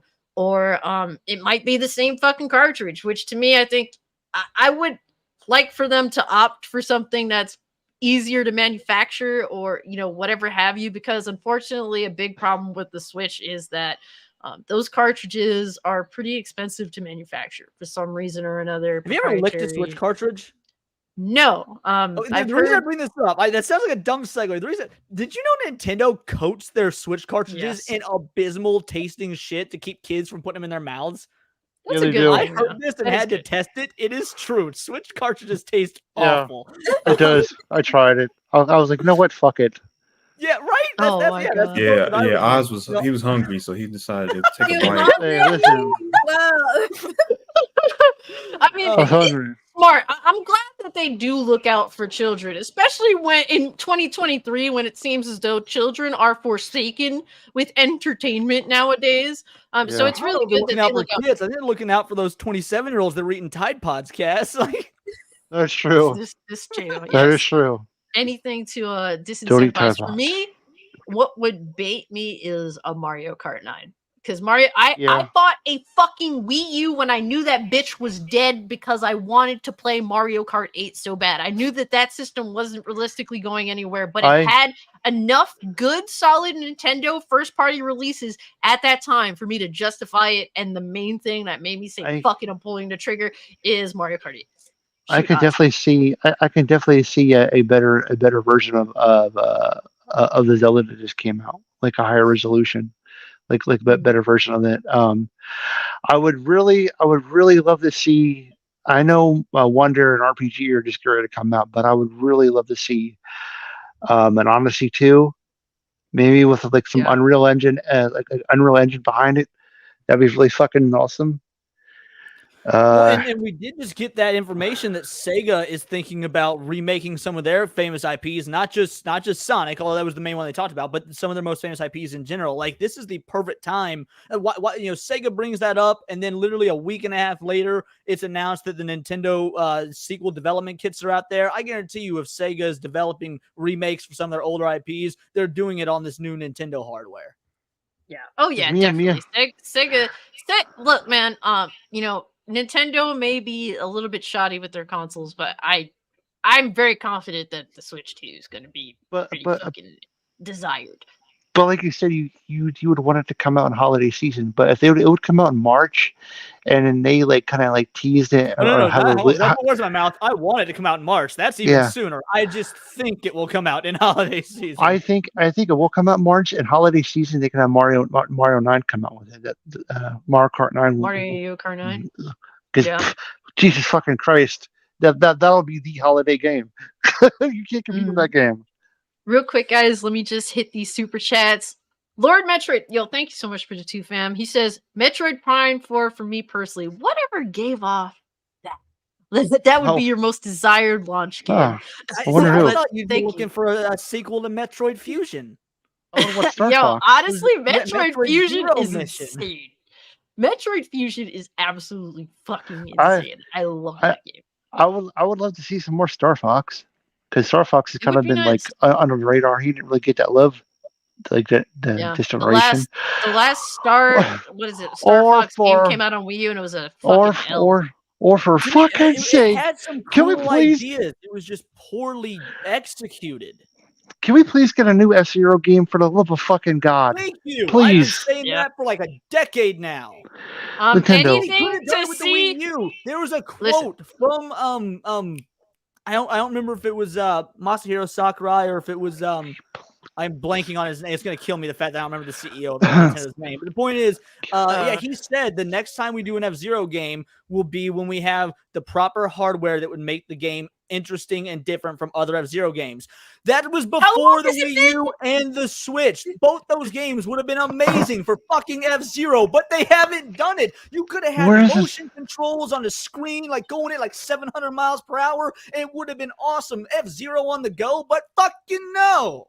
Could you imagine 120 hertz fucking F-Zero blowing your fucking eyeballs out? All right. I want it. Slow down a little bit. Relax. Calm your fucking titties, okay? Just calm them. But I will say, they're fully hard. To see Captain Falcon's cheeks, okay? Those beautiful muscular cheeks. On that. Yes. The first article they're gonna do is, can you see Captain Falcon's package in F-03? No. Look, okay. So Captain Falcon is a beautiful man, straight up, and he also looks like a complete total badass. Right when I didn't know who he was until I bought Super Smash Bros. The OG on N64, and I said, this is the coolest motherfucker that has ever existed. And since then, I pretty much mained him in every Smash Bros. Game. I'm trash at Smash Bros. Because I virtually suck at every fucking fighting game, let's be real now. But Captain Falcon's my guy, and I love him to death, and would love to see him in his own video game as opposed to stop playing with yourself. Anyway, I'm counting money. I mean, he said his nipples. You won't have money, motherfucker. Shut up. Counting your fucking food stamps. Okay, moving on. All right, shout out. Shout out to Dante's Rant Room. Yo, bro, you dropped a dope ass video discussing Tanya and Mortal Kombat. Shout out to you, fam. And thank you so much for the 5. Totally didn't have to. He said, what up, fam? If the new Nintendo could play GameCube games, I might actually get it. Or at least bring it to us digitally, man. At least, a lot of us longtime Nintendo fans want to buy your older titles, but they do not make them available. Particularly those GameCube Pokemon games. Yes. Pokemon Coliseum. Absolutely, one of my all-time favorite Pokemons. Please let me fucking buy it from you assholes. Or I would love to see a sequel because both Coliseum and XD Gale Darkness were good games. Coliseum's better, but both were good games. I love those sort of darker, grittier Pokemon games that still played like GBA games, but in a full 3D environment. Give us a sequel. They've given us Pokemon games since then for consoles, and they sucked. Oh yeah, everyone was lining up the block to play fucking Pokken Tournament. Yeah, and they actually ported. That was a Wii U game. They ported to the Switch. But I played it on. I don't know how it plays on Switch. I played it on the Wii U because I'm one of the people that Nintendo suckered into buying one of those motherfuckers. Damn. Yeah, sorry to hear that, good brother. Yeah. And Atreus, I'm sorry to break it to you, sir, but no, you don't. Okay, no. Yeah, here we call him Captain Raven because he's black, like a raven. Oh my god! I know. I love you, Atreus. I do know that Nintendo probably wants to answer to the Steam Deck, but it did give a new door, especially for portable players, because people are always on the go and stuff now. We getting older, we at work, or even for kids and stuff. It's just a lot more easier to actually have something on the go and stuff too, even when you're traveling and stuff. So I like the innovation that Nintendo brought, but yeah, they do need to answer about the Steam Deck and stuff too, as far as graphics and the performance wise. Yeah, because the Steam Deck felt like an answer to the Switch. So now it seems like Nintendo's got a one-up them. Like, oh, you want to play Jenga? Let's play Jenga, motherfuckers. Like Japanese version of Jenga is Jenga. As ignorant as Nintendo is sometimes, I really have to give them a shout out for being so fucking set in their ways that they're not triggered by any fucking thing. Steam just flat out dropped a successor to the Switch, and Nintendo said, I don't give a fuck. Don't care. Don't. What's that? Fuck that bullshit. We're Nintendo and we got the motherfucking Switch. They don't care. Listen, and sometimes to their detriment, but I must respect the fact that they stick to their fucking guns. Unlike a lot of these bullshit, even PlayStation and Xbox, they are so quick to flip the script just because some bitch on Twitter fucking bitches and whines about some shit that's going on. They will flip the script real quick. Nintendo says, go fuck yourself. We do not care. We will not listen to you. when there's some bullshit. Nintendo is just they will do the opposite of what you say just to piss you off. Just be like, oh, look how much money we can make doing what you don't tell us to do. Make one of the greatest animated movies ever and make a fucking theme park. Get out of here. Can you imagine? Okay, so because the Nintendo theme park is gonna be because obviously the one in California is pretty awesome, but it's small. The one that's opening up in Florida, imagine that opening up 6 months later. The new Switch successor drops. That bitch, they're just going to be rolling in dough. Disney's gonna be asking for fucking handouts from Nintendo. Yep. They'll be like Mickey on the street corner begging Mario for a handy for $10, dude. Yep. Oh wow. It's crazy. Yep. But you ain't lying, man. Nintendo is looking to branch out and they're looking to take over. And in regards to at least animated film, it's the best time because Disney's killing itself. They're literally killing themselves. So shout out to Nintendo for killing the game, and we're looking. Did you ever think you'd be in a position in life where you saw Disney and Nintendo against Sega and Nintendo always been the great rivals, but now it's Disney and Nintendo, which is so weird. It's been like that. It was like that. It was like that in the 90s and the late 80s. Mario, and we were going back and forth. I had Zoids Battle Legends on GameCube, baby. That was my fucking shit, bro. Playing as the Liger Zero, and you could choose between all the different Ligers. Oh my god, that shit was so dope. Down if they do a remake of that, I will buy it day one. Yeah, I will make it happen. There's so many good. It's so big in Japan too. I heard, so I mean, it could happen. I've been wanting to get you know what? I'm not gonna put that out there because then someone's gonna be too nice to me and it's gonna show up at my doorstep. No, I'm not gonna say nothing. But to me, look, I feel as though that my interest will be piqued if the Switch is back, Switch 2 is backwards compatible, because this is only a third of my Switch collection. I have big ass stack of games in front of me. I got a big ass stack of games downstairs. I even gave my best friend a mini stack of my Switch games as well. So if I can't play those games on the Switch too, I'm not gonna feel like there's a value for me right up front. And I know that that's weird, but like unless they announce, Mario Kart 9 as a launch title, and then you're gonna be like, well, fuck. It would tempt me. It would there's ways to tempt me. There's ways for me to say, you know what, fuck it. But like the extra incentive that I can just go out and buy the Switch successor, and I can immediately start playing my older games. Maybe some of them get like upgrades and stuff. Yeah. Like that would be dope. Like imagine I would go like if they said like, look, the Switch 2 is backwards compatible, and at launch we're gonna drop an update for Tears of the Kingdom that makes that bitch run at 1080p. And there goes my freaking camera. But it locked 60 FPS, and that shit looks amazing. A huge upgrade that would incentivize me to go buy that game and buy the console immediately. There's one thing this one system must fucking have is better online. Better online servers for the love of fuck, Nintendo. better hardware. Okay, yeah, cool.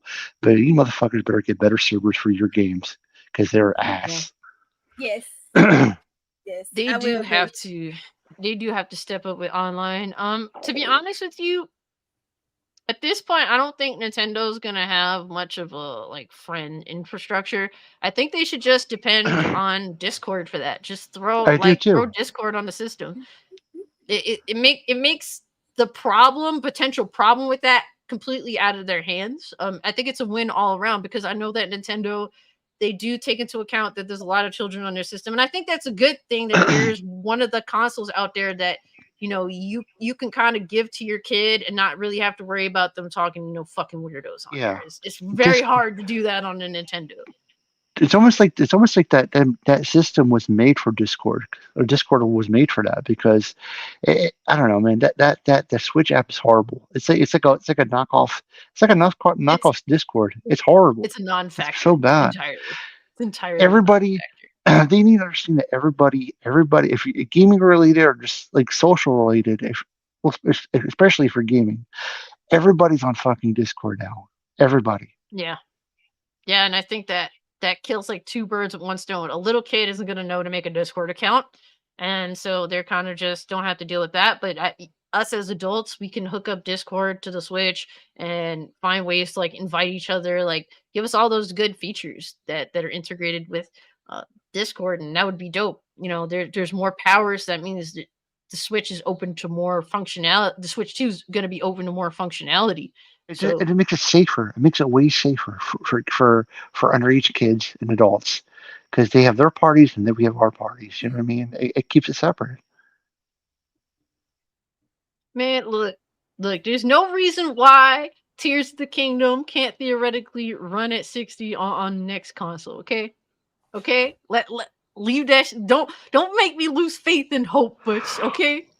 But I kind of get what you're saying though. It comes to like a value thing. Does Nintendo see the value in 60 FPS? Because I mean, like you were saying earlier, they just do their own fucking thing. So does their own thing include seeing value in 60 FPS when clearly no Nintendo fan ever has bitched about Mario Odyssey not being 60 FPS, for example?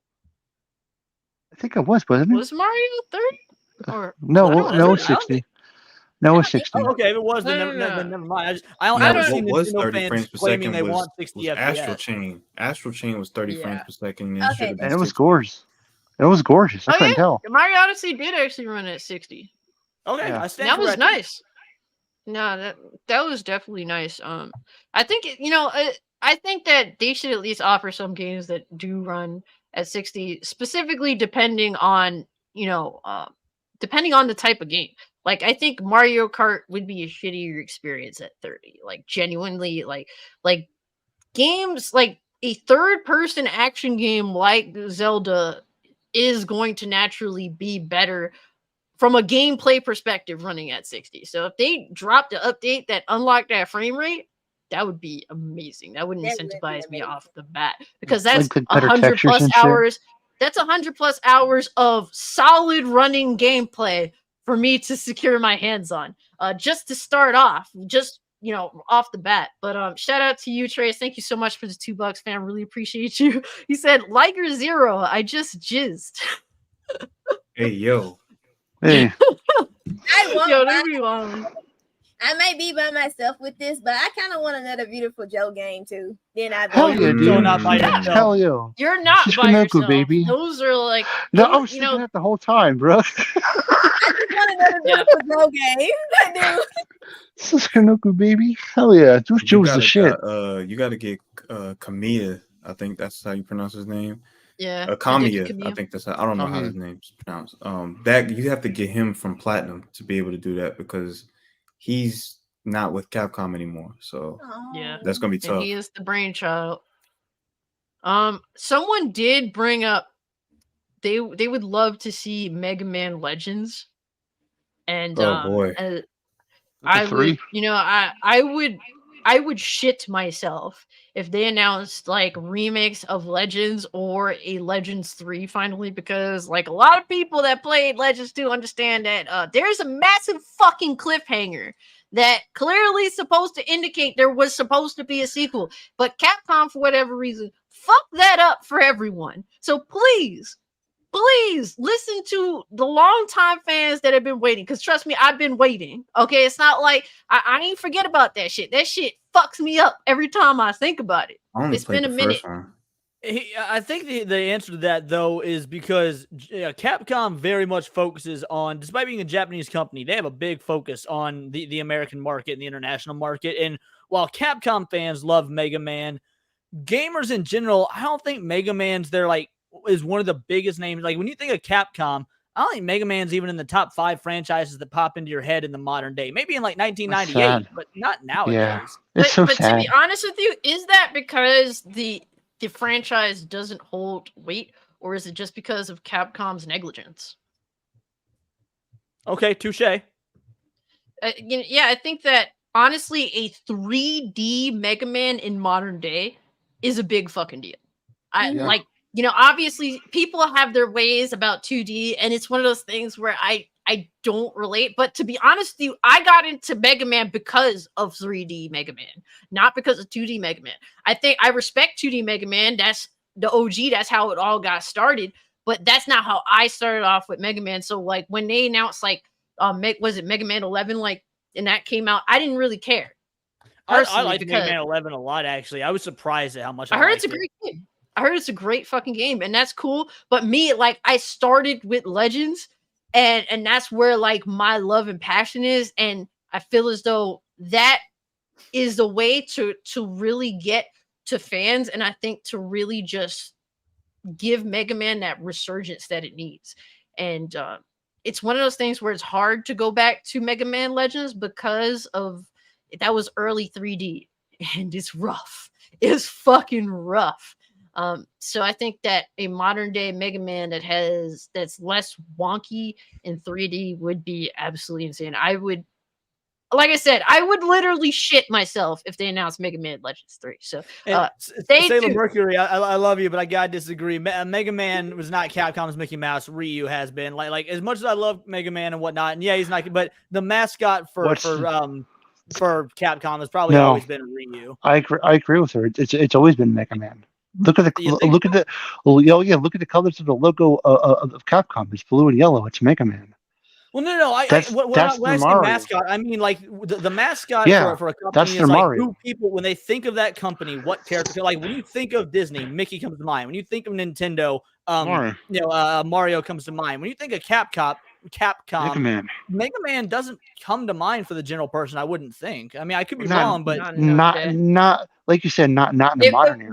At a time, it was. Maybe at a time. Yeah, that's fair. It's like the same thing with PlayStation. And PlayStation fucked up worse than Capcom in this instance, where like back in the day, who was the mascot for PlayStation? It was Crash Bandicoot. And they literally sold the fucking property away and Spyro, those dumb motherfuckers. So at least Capcom wasn't stupid enough to sell Mega Man away. I think that Mega Man has a chance to make a resurgence if Capcom actually tried. And I think that Mega Man deserves that because Mega Man is a very important franchise to gaming, no doubt. So that's how I feel about that. I would love to see Legends 3 specifically, or even a remake. Triple C, I'm gonna double down and stuff what you said about Mario Kart, but give me double that tag team one instead. Oh, Double Dash? Yes. Oh, fuck yeah, bro. Give me a second play on that. Yeah, we might be talking. With Mario Kart, they like Mario Kart 8 is like near fucking like perfect. It's not perfect, but it is near perfect. It has everything the general like kart racing fan wants from a kart racer, and then some. Like they're even adding more stages to it at this point in the game, and it's like, how do you up that? Like they're going to have to make a drastic change. Like the whole gravity aspect of Mario Kart 8 is what is the big deal of it. Like, how are you going to up that with Mario Kart 9? There has to be something that's really gonna propel this game, and they really do. They can think outside the box. Mario Wonder shows that Nintendo can think outside the box, because I thought for the longest time that 2D Mario was dead because of Mario Maker, and they managed to somehow make a 2D Mario that is its own fucking thing entirely, that cannot be replicated with Mario Maker. Nintendo's always been amazing at that, though. Think of Paper Mario. Let's make Mario 2D-er. I would like them to go the Smash Brothers route with Mario Kart. Let's have some more like outside characters come in. Yeah. I mean, obviously, I feel like they're going to go down that route. The fact that Captain Falcon is not in Mario Kart 8 is fucking retarded. Okay, yes. You have 2 of his stages, his fucking car, but not him. Okay, not him and his glorious cheeks. So fuck you for that, Nintendo. No, but let's have 2 fucking stupid Splatoon characters and fucking Link. Yeah, that makes sense. But I played Mario Kart 8. I didn't even know they added Splatoon characters. Link was the only the only non-Mario character I knew they added. So, just as a sidebar, Crash was never owned by Sony. So even though it was a mascot for the PlayStation, it was owned by Universal Interactive. Sony only published the game. They didn't actually own it. So the reason why I know this is because the games that they have today, whenever a game is developed for the PlayStation, they make sure that they own the IP because of what happened with Crash Bandicoot. So because they lost Crash Bandicoot, moving forward, any game that was developed for their consoles or their platform, they had to own the IP so that they can be able to get someone else to make it down the line if that particular developer left for whatever reason.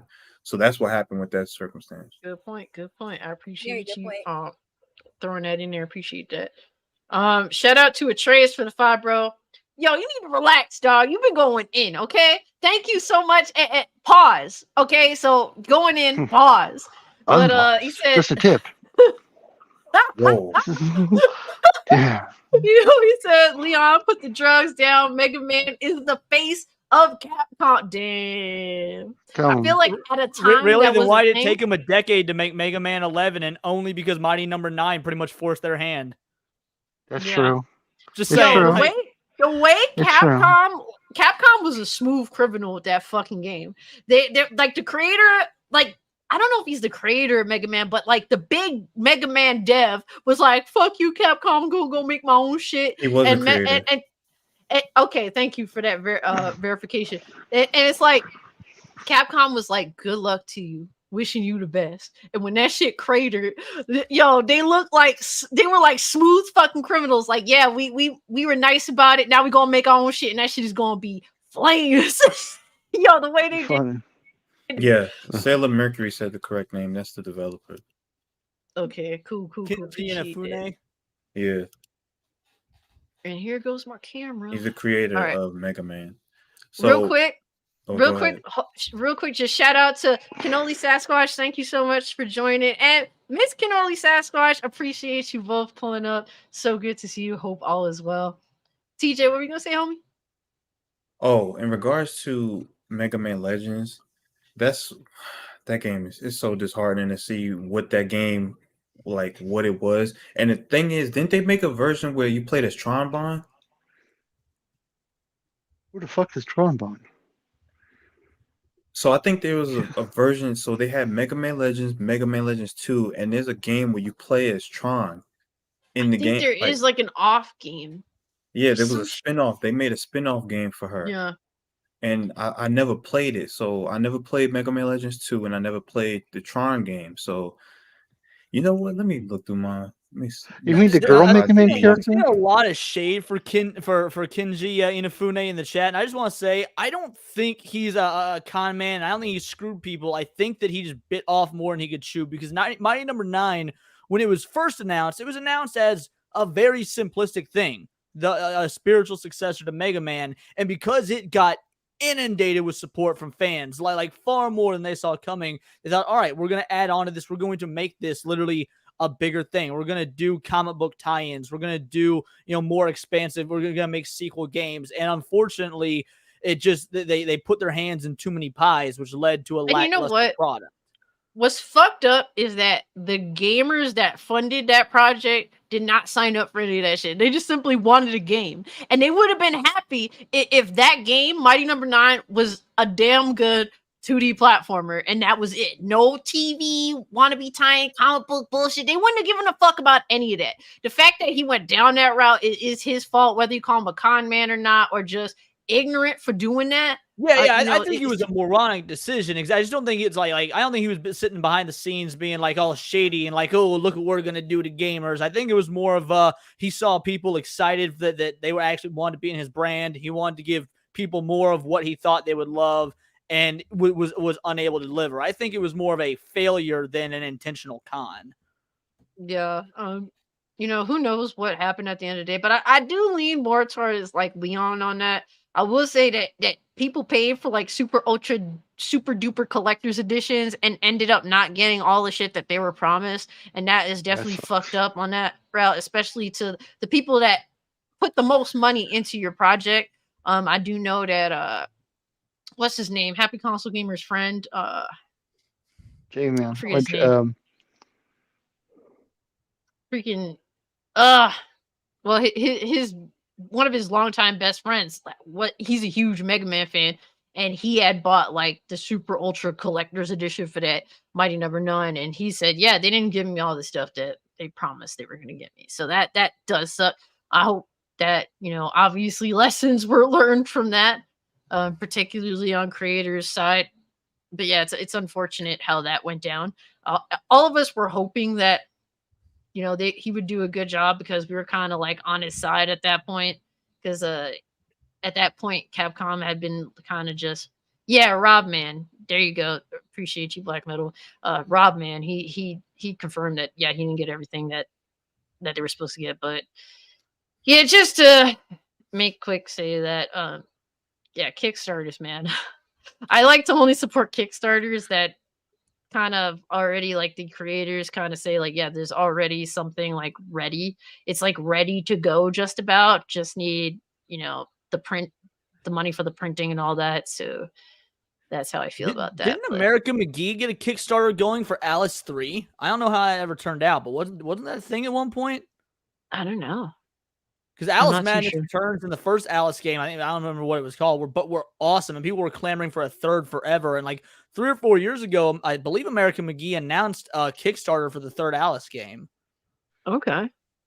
I actually bought that game on the Xbox, my Xbox One, and I still haven't played it yet. I'm not gonna lie, but I did buy it. Awesome. I heard, and it's like, I just don't boot up my Xbox One or my Series X. I just don't. But yeah, I heard a lot of good things. Stryker really loves that game. I remember him streaming it, and I was watching him stream it. That's what made me buy it, was him streaming it. So he loves that game, and it definitely has some really, really interesting discussions going on there. So, but yeah, any final thoughts on Nintendo Switch 2? Doggone it, come out soon. It's been 6 years. I'm just kidding. Word. Nah, you ain't lying, though. Say it with your chest, Coco. Be like, nah, give us that shit. It's been 6 years. Yeah, I completely agree. If it comes out like, early next year, I'm at least interested. Depends on what the details are, but what I do like about Nintendo, they know when to release it to maximize their sales. So whenever it do come out, just know they planned that out.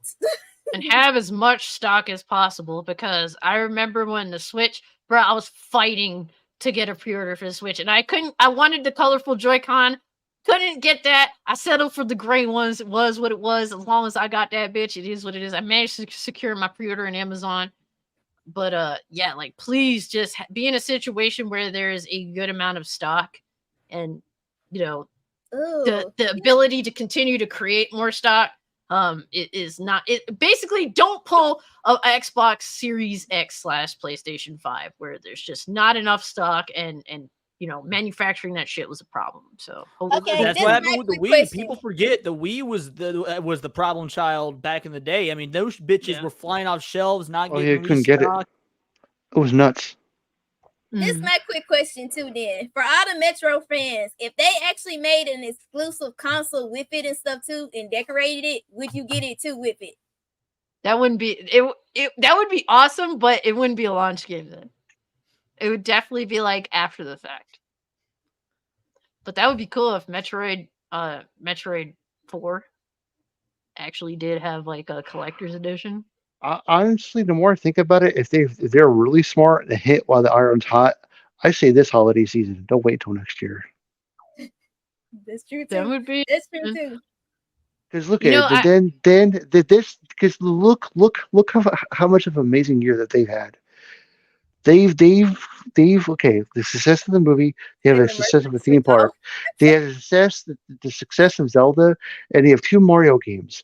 What better way to end this year is with a new fucking console to lead into the next year? Holiday season would be crazy for them.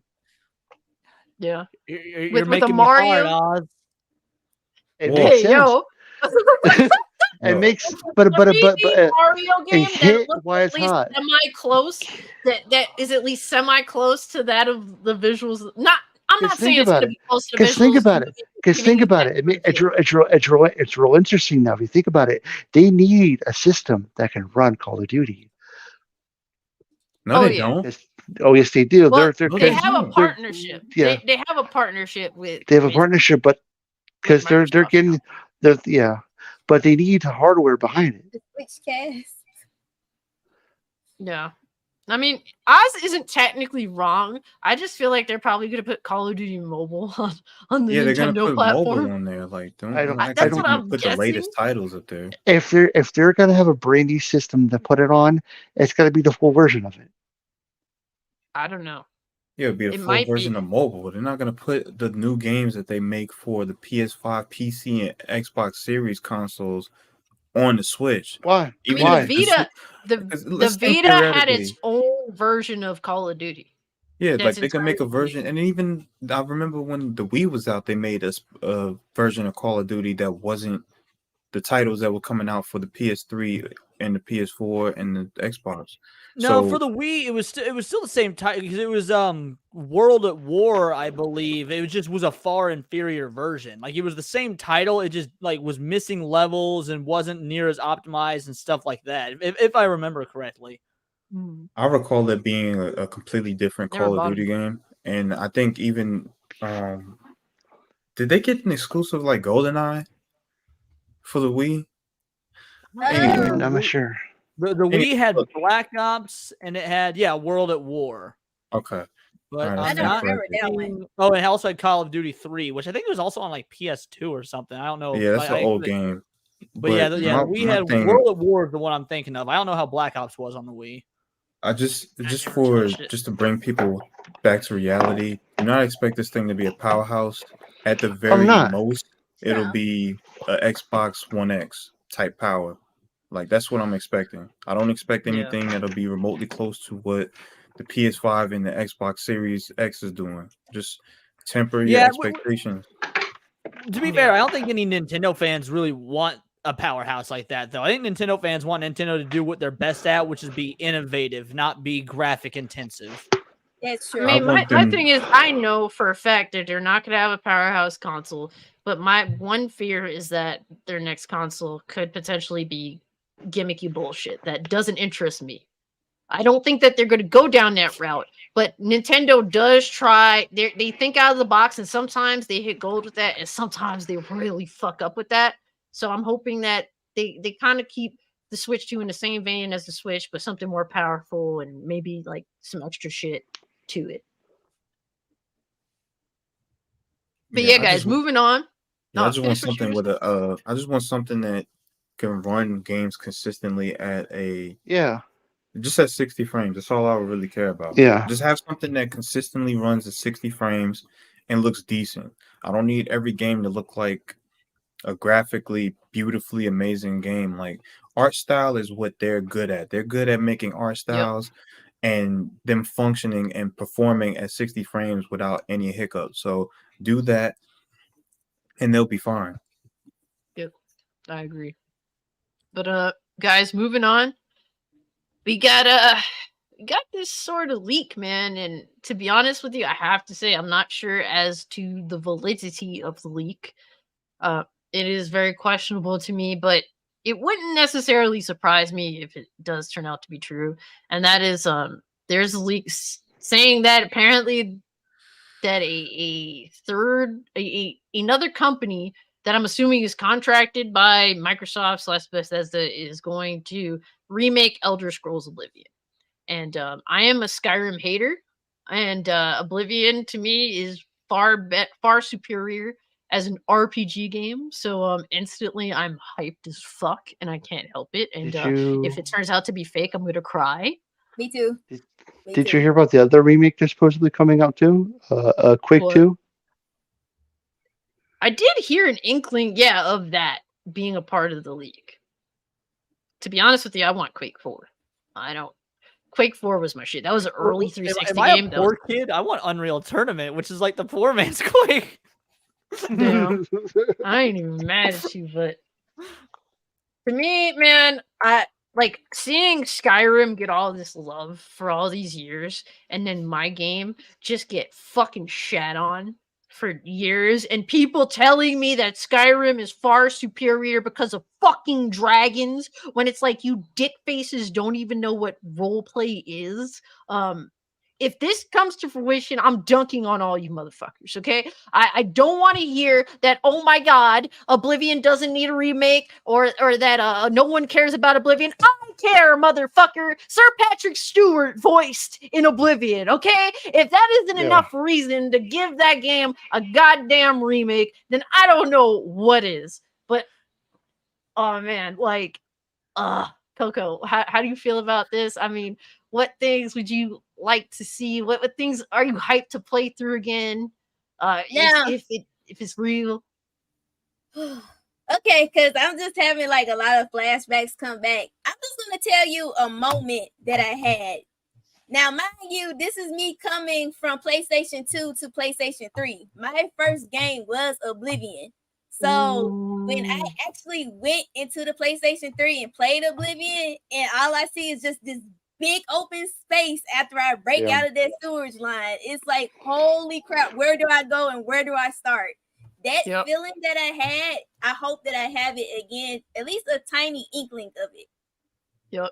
And for me with Oblivion, like, at that time, I never played a game like that before. The only other time I can say that I played a game that's sort of like that was when I played Dragon Quest III on my Game Boy Color, but that's like such a minute experience in the grand scheme of things. And I played that when I was 5 and I could barely fucking read. So that was like, that's one thing. Like I had what fun I could out of it, given a limited 5-year-old at the time. But like Oblivion was at that time where I was 13 and the game I went through this crazy thing happened. There's serious shit going on. And it's like, here, just go. And I was like, huh? Like, what? I can just go any fucking where I want. And the first thing you know, I was in like a dungeon and I couldn't I remember like I was trying to open up this door that had probably some bullshit in there, but I remember that my lockpicks all were broken. So I was like, oh, well, I'm fucked here. So, all right, let's go to the water. Like, I see the water. I see these crabs. The crab hits me. And I'm just like doing all this shit. And then, like, the level scaling, I remember encountering what level scaling was and having, like, eventually being high level and having trolls coming after me in the wilderness. I'm like, where the fuck were you guys all this time while I was venturing out here and stuff like that, playing in the arena and the arena, like, I don't know, was he the arena by grandmaster? Like, I stayed there. Okay, Owen himself is a reason to buy the game. Okay, he has the best lines of all time. He is always such a dick face all the time until you earn your street cred at the arena, and then you become a badass, and he starts to respect you. And I never really seen like a game where it's like, okay, they're treating me like shit because they think that I'm garbage and I'm not worth a damn. But then when I earn their respect, they're like speaking to me with respect. And that was like, at that time, like, I was like, holy shit. Like, I felt so immersed. I had like 10 plus characters in that game doing all sorts of insane shit, always finding something new. I played that game for 3 years consistently, and going back to it here and there for years after that. And to me, that experience is something like I find myself looking for all the time with a lot of these games, specifically like open world RPGs. I'm always thinking I want that feeling I felt when I got out of that prison in Oblivion. And if you haven't played Oblivion, I'd say it's worth a try even to this day, even with how dated it is. Even vanilla can offer something like to the user. It's something that I cherish, like, to this day. And if it does get a remake, like, oh my god, like, it's just one of those things where I've tried so hard to like Skyrim. So who's doing the remake? From what I've seen, it's Virtuous Studio. They're apparently doing the Metal Gear Solid 3 remake as well, which was also leaked out a while back and turned out to be true. And it's weird because they're saying they're using like a pairing system of like taking assets from Oblivion but also making it on Unreal Engine 5. So my guess is that the remake might be something along the lines of like Destroy All Humans 1 and 2, where like visually it looks like brand new, but they keep like all the audio and all that shit. So maybe it's something along those lines, which I'm completely fine with. Me too. I don't need new voice actors. I know there's only like 6 voice actors voicing like hundreds of people in Oblivion. I don't care.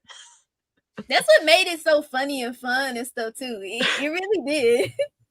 There is so much goofy shit in that game. Shoot up, Leon. What are you gonna say? I've never played Oblivion, but I've also never played Skyrim, so I can only go on what I've heard other individuals say. And that's not quite. I've played about 15 minutes of Skyrim, the first 15 minutes, 4 different times, and every time I got interrupted and had to do something else. I'm fucking tired of trying to start that game, so fuck Skyrim. I don't give a shit. I will never play it. But yeah, but from everything I hear about Oblivion versus Skyrim, for people that have played both, every single motherfucker says that Oblivion is better. The only reason Skyrim gets all the hype that it does is for Skyrim players who never played Oblivion. So almost everyone agrees that Oblivion is objectively a better game. So I don't see why it's not like this. This absolutely seems like it'll get the love it deserves. And this remake, I would believe, is a real thing. It's one of those things where I do have to give like Skyrim some props. Like the combat is better, especially from a magic perspective. Like there's definitely things that are cool. Like you could have like a wife if you want to, and shit like that. Like those little things are cool, but like the feeling of actually role playing, like actually creating certain builds and then going through that game. Like I made 10 different characters in Oblivion, like 10 plus. I can't remember exactly how much, but I had so many save files. It was disgusting. Whereas with Skyrim, I only had like 1 character.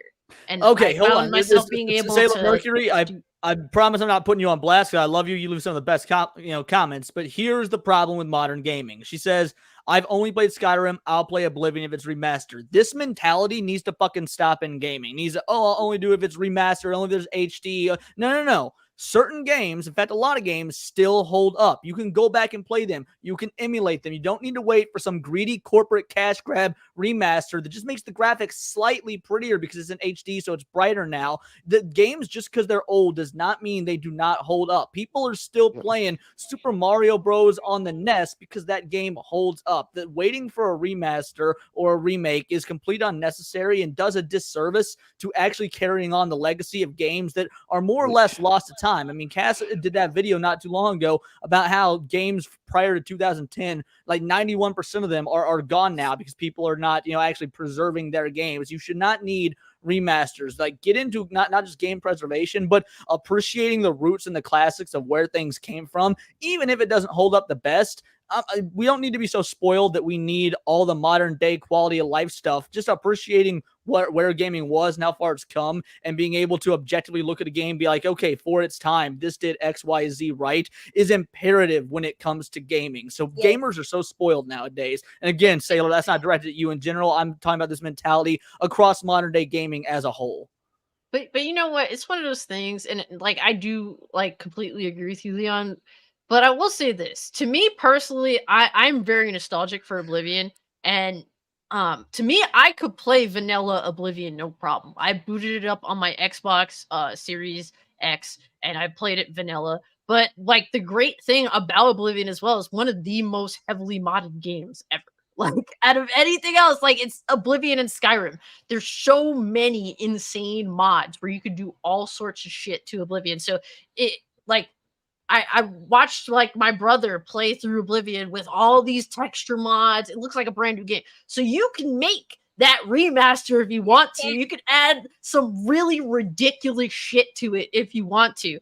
I will say, like, in the game, you don't need like a powerhouse PC to play it by any means. You could play it on a modest PC. It's to me, it's worth it vanilla. But if you want that remastered experience, there are plenty of people that have contributed so much to making that game like something else entirely, if that's what you want.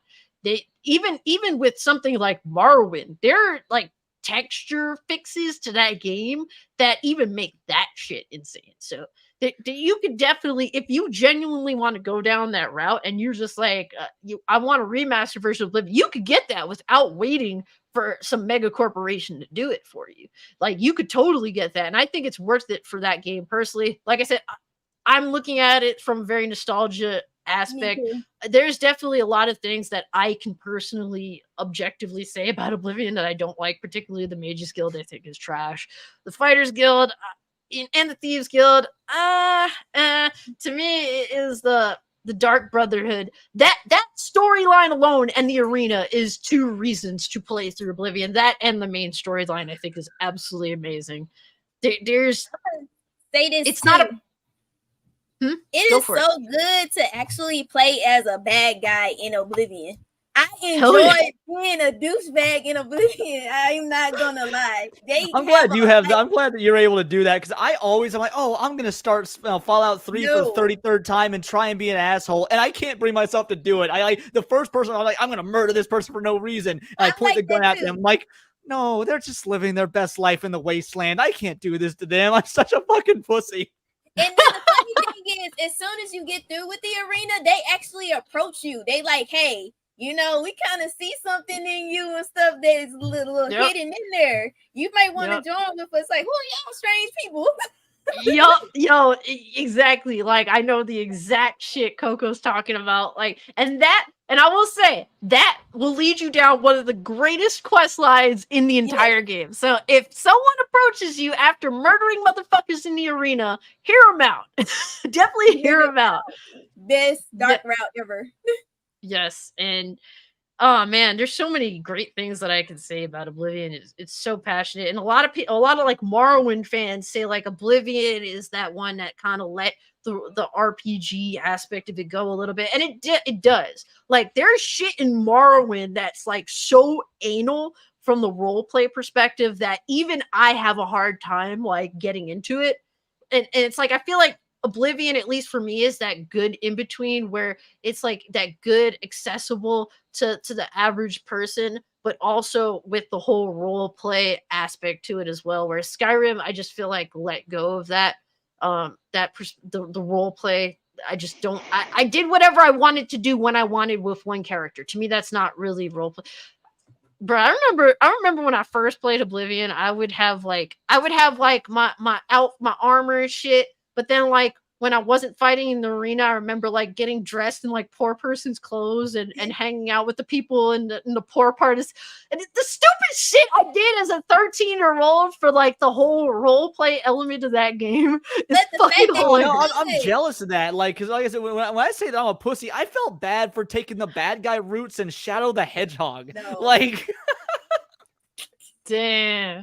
I'm like, wait, did you play Fable?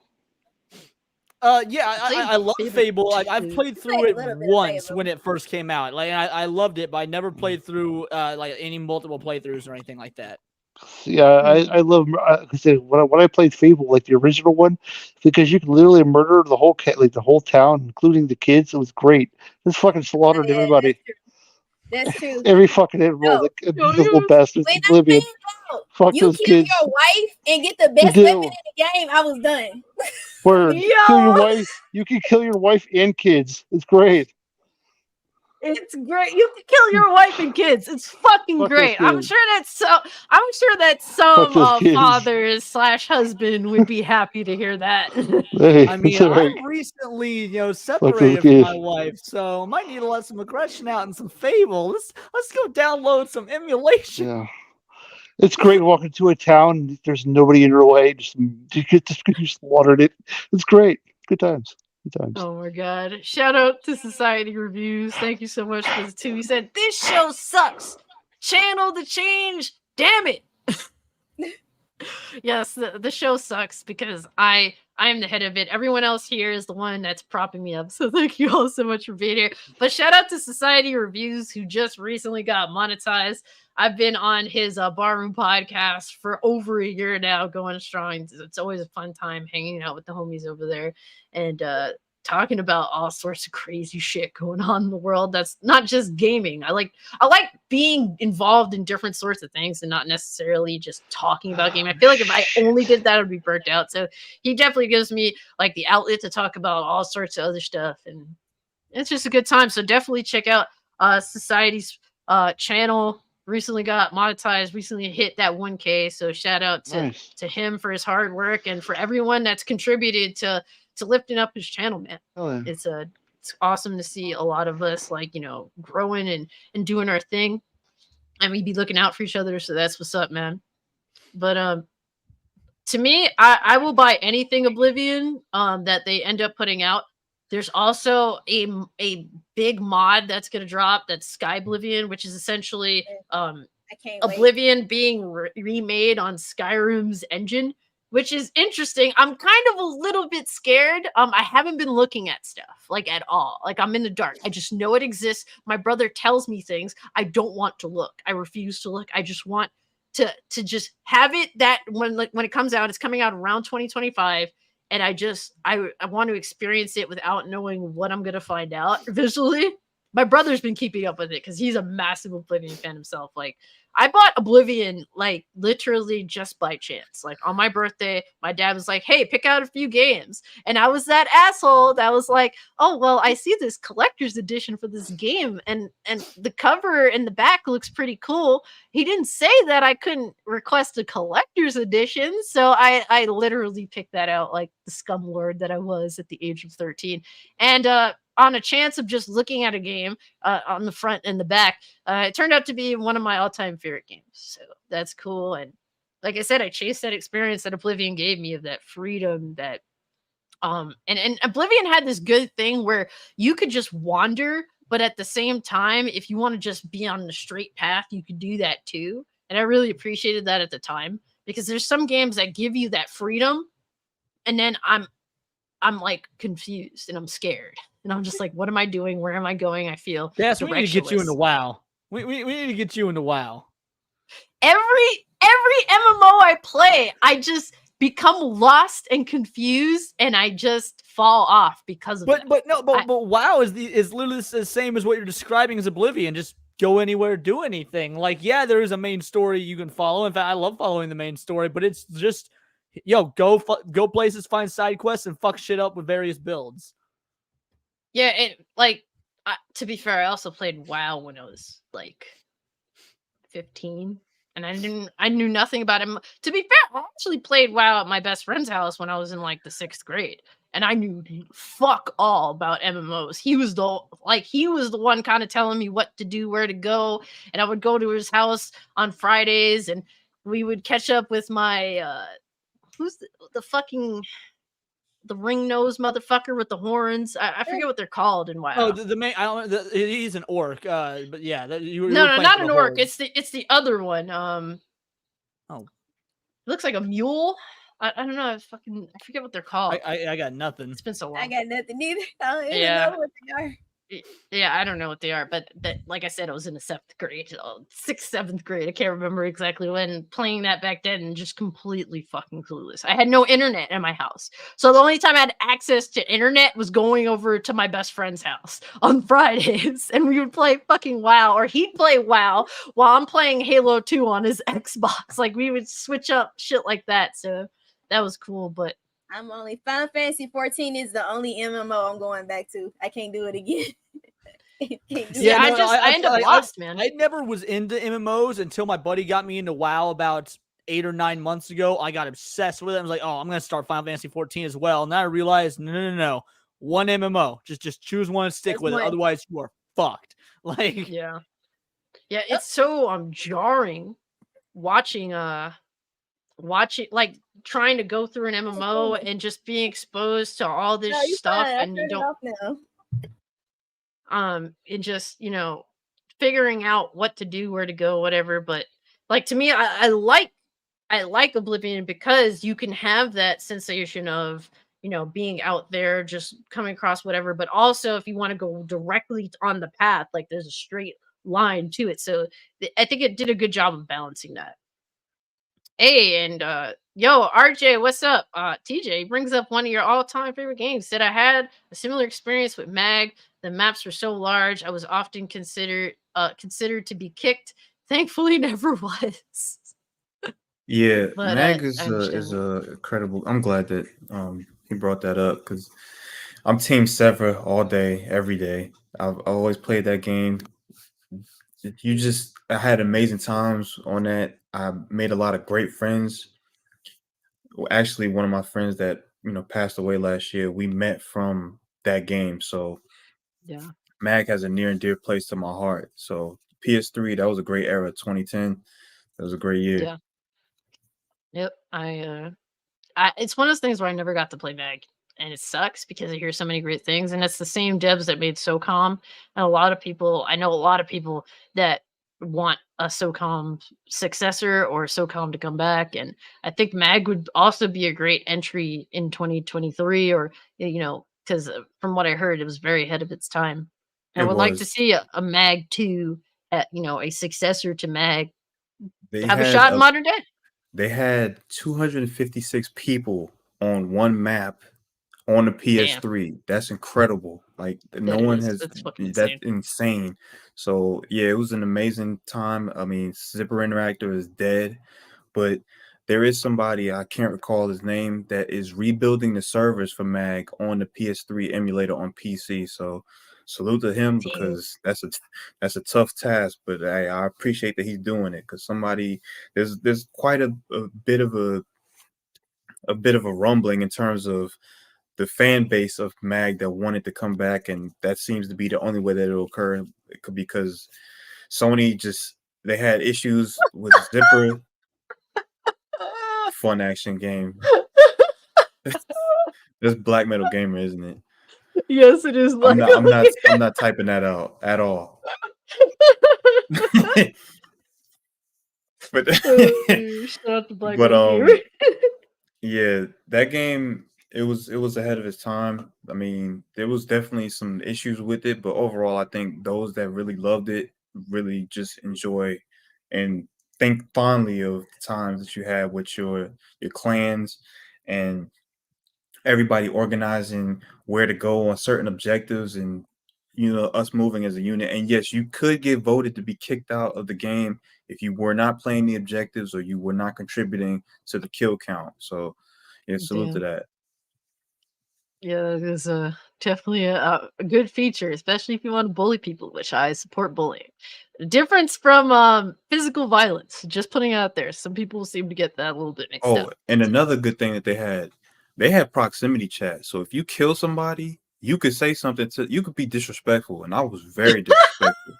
If I caught you and I knifed you, just know that I had something to say about it. I tell you, get good. I say I took your Pop-Tarts out your pocket. I'd say anything that I want to say just because you heard what I had to say. So I appreciate them having proximity chat in their game. That pretty much explains why Mag will never come back, sad to say. Yeah. But, yeah, any final thoughts on Elder Scrolls Oblivion Remake? I hope it's real. That's my one thing. I hope it's real, and I hope we get both Sky Oblivion and this Elder Scrolls Oblivion Remake.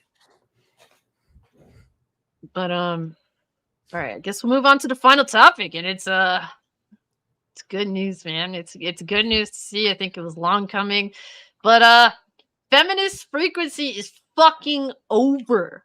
To me, it's been over for a long time. Their views on YouTube prove that for years now of their views being absolute dog shit. But we actually have confirmation from Queen Cunt herself, Anita Sarkeesian, saying, "Yeah, we're gonna wind down Countess instead of Countess, the Cuntess of I don't even know put this fun bad gaming feminist trash." But you know, it's good to see. I think this is like a starting point, personally. A starting point of getting the political bullshit the fuck out of gaming. It's good to see that people that go down this route of politicizing and bringing their activist work to entertainment, at some point the money runs dry. So that's always a positive to see in Feminist Frequency. Not being any longer profitable for Anita Sarkeesian to justify having going under proves that. Well, dude, I mean, I saw on Twitter, I thought these guys went out of business in like 2018 or some shit. I didn't realize it was even still going, because at this point there was so many bigger, fish politically in the gaming space that I didn't even realize she still had it operational. Yeah, it's one of those things where she would post things and no traction at all. Like, she gets like the kind of views on Feminist Frequency's YouTube channel that we get, give or take. Like, and she has like 200K subs. Yeah, I don't even like, she's listed as like, oh, she's a guest speaker at Gen Con, which Gen Con is like the ultimate convention if you're a Magic the Gathering or Dungeons and Dragons fan. I don't even cover shit like that because I'm like, it's Anita Sarkeesian. It's been the same shit since 2016. Like, there's nothing new to her grift. It's been the same thing. I mean, Anita Sarkeesian is the Call of Duty of feminism in games. Like, new grift every year that's really the exact same thing as the last thing. Yep. And guys, I don't know if you heard, but the Saints Row reboot's coming to Steam. Who's excited for that giant pile of dog shit? Not me, but thank you. Yeah. Coming to Steam after it's already lost all of its steam. You ain't fucking lying about that. That was a good one right there. But let's just go over basically, the details, because Anita herself has discussed this, and it's not all perfect by any means. So this is Anita Sarkeesian's Your video on this, Twitter by the way, page. was fucking great. Like, I was gonna make a video covering it, and then I was like, nah, this seems up Cass's alley. Anything she'll say, I'm sure she'll say a whole lot better than me. And now I watched your video, and it was not a roast. It was a fucking bonfire. So I was like, I'm glad I didn't make a video on this. I could not have done better than Cass. Nah. To me, more voices, throwing this bitch into the fire, the better. So, even if, like, I would definitely, I'm excited to see anybody cover it, not just me, but I'm glad that that the video was serviceable and people enjoyed it. People were happy to see it, and they definitely found it entertaining the way I covered it. But she did, tweet it out, and Feminist Frequency's Twitter account says, "Today I share the news that Feminist Frequency is closing. The work this team did to affect change in the games industry made a difference. Yeah, it made gaming fucking worse, objectively. All of us at Fem Frequency and Games Hotline hope to see improvements continue." Basically, the continued decline of gaming, because this bitch isn't even a fan of video games. Matter of fact, who the fuck knows if she's ever actually played a video game in any serious manner other than to play up to what she's speaking about. But Yeah, there's she was actual caught on video a for hot mic talking about how she wasn't a gamer, even after she Yes. spent years talking about how I've been a gamer since childhood. You see her at like 17 or something. I've never, video came out. I've never played games before because, even Mario is so violent or whatever the fuck she said. It's been years. I don't remember. But Anita Sarkeesian was maybe not my introduction, but my first, when I felt like I actually had stakes in the culture war. This should have been starting in about 2014. I've always in politics, so I was paying attention to it. But when Anita Sarkeesian hit the scene, that's when I started watching. I got in Chris Ray Gun and Some Black Guy and all these individuals that were covering it hard. And now we are, almost a decade later, and it's only gotten worse. And I won't say it's single-handedly her fault, but she was definitely the snowball biggest that turned into proprietor. Yeah. Yep. And here she says, like I said, it's not all sunshine and lollipops, guys, but she said, we have received an overwhelming amount of heartfelt and touching messages. If only those people that sent all these messages, and whatnot were, actually supporting you these past, watch her videos, bought her 3+ products. years. Yeah, exactly. And he said, thank you so much. I am incredibly overwhelmed, but I deeply appreciate all your support now and over the years. And here's where it gets kind of but while feminist frequency is winding down, I'm still consulting on games and will be popping around cons and various events until I figure out what's next. As the site dies out, you can find me on other platforms with the same handle. Basically, I'm still going to be fucking shit up for gamers, and this is an open invitation to give me more work. And I honestly, it's likely coming. Some fucking dick face company is going to give her work. They keep giving her work. Naughty Dog gonna hire her full time as a sensitivity reader. So. If that happens, I will never support another Naughty Dog game again. I promise that. But here's the thing. Look, I think Naughty Dog is capable of some amazing things. But I feel as though if one fucking company locks this stupid bitch down, it saves all the other companies from getting consulting advice from them. So look, man, Naughty Dog is very arrogant, and they don't really care about what gamers want, even though they do make quality products in terms of, The Last of Us Part 2 is a very good playing game. Is it a fun game? Fuck no. Does it purposely go out of its way to be divisive? Yes. So if they lock down Anita Sarkeesian and basically take her away from all these other games so that her fucking grimy, disgusting, pathetic influence is just on one company as opposed to many, I think that that's at least a win for me. At this point, I have no emotional attachment to Naughty Dog whatsoever. And if they go to fucking POC because of Anita Sarkeesian, then so be it. They burnt their bridges with me. So. Still hoping for that Jack 2 remake, though. Yeah, but give it to anyone else. They would do a good job. Fucking with Naughty Dog modern day. Well, what is that? I apologize, but I seen a cute bird, and I just had to say something too. Yes, we love Birds of Paradise Birdie, and you talking to Hondo here? Hondo, you got people saying hi to you. Hello, cutie. Aw. Yeah, he's a good little guy. Yeah, no, I love Hondo. Has he pooped on you lately? Huh? Has he pooped on you lately? Almost every day. It's just almost every day. You can't control it. You can't litter box train these bitches. Damn. Well, it is what it is, but damn. Buster said Mario violent fucking skull face. Yes. But what and I'm glad, Coco, that you came on the podcast, because it's good to have a female's perspective, especially someone that's been playing games for a long period of time, on like Anita and feminist frequency and your general thoughts, and how do you feel about her contributions to gaming and with this news that has come out. Man, I remember her years ago with this nonsense when I didn't think that she would blow up as much as she did when I first seen her online. I just thought that it was just a crazy nutcase that nobody was going to take seriously. But color me surprised that she actually started having more influence over the years. And I don't want to give her this, but I am going to give her this. For as much as I did not give her credit for, she did manage to weasel her butt into the craziest of spaces. Yeah, I agree. And, continue. you know, I'm always going to say this. I always said this since day one, and I'm still going to continue to say it. That nutcase do not speak for me. Yeah. Yeah, it's crazy.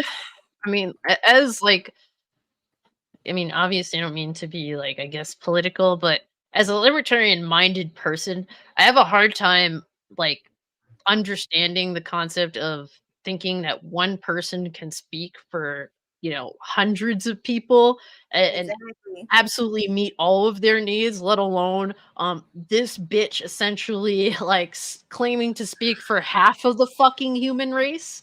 You know, like it just doesn't make sense to me fundamentally that you could speak for all women. And if anything, she has made gaming almost unbearable in some instances. I feel as though gaming companies either go out of their way to adhere to these bullshit ass demands that make gaming a shittier experience, if it be with the actual, you know, stuff in game itself, like the content of the game, or how we go about socializing through games now. Gaming has become extremely antisocial on the from a console experience, and that's a direct correlation to her picking up traction and having influence. I think that a lot of these companies just don't want to be, they want to either preach to you or they want to disincentivize actual social contact from happening on their platforms. At this point, they're just like, well, take it to Discord, and or just nothing at all. And it's like one of those things where Call of Duty lobbies now disband after every game. Like there's nothing tangible with gaming unless you already have like a crew to run with.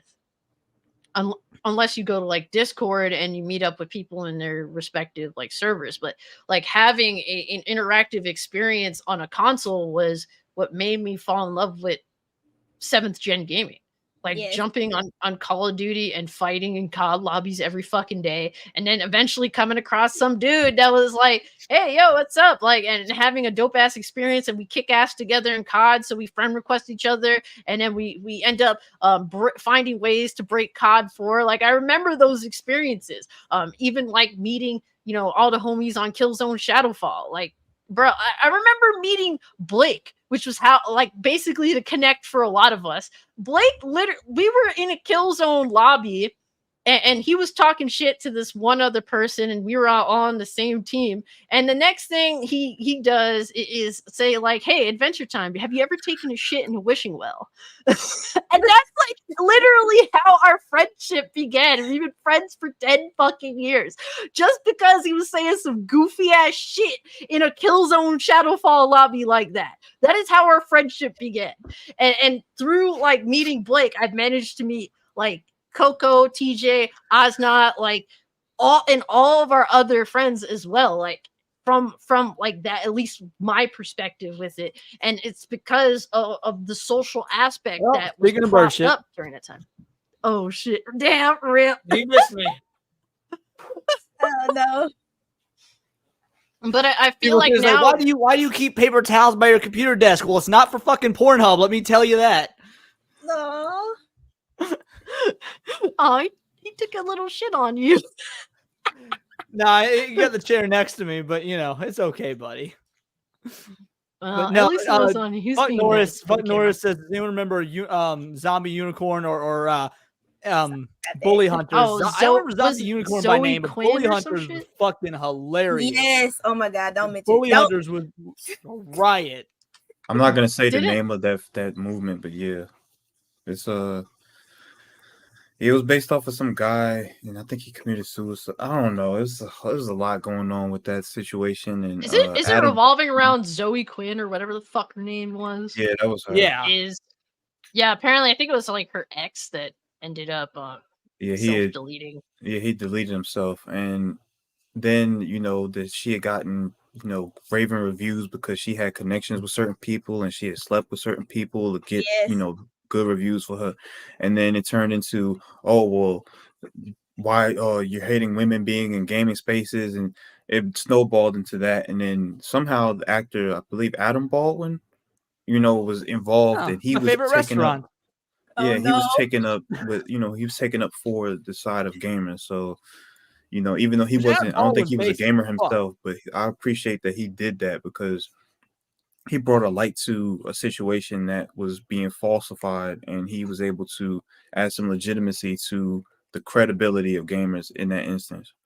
Yeah, it's true. And it's crazy to see how insane gaming has become and how it's like, I guess we're kind of, they use us as like a battleground. Like I feel like it started with, well, let's test all of this bullshit on gamers, and then like since then it's kind of like exploded on a really insane hypersensitive like discussion of either you're good or evil, and there's nothing in between. There's no nuance of this whole fucking act of social justice and whatever, and it's led to nothing being better.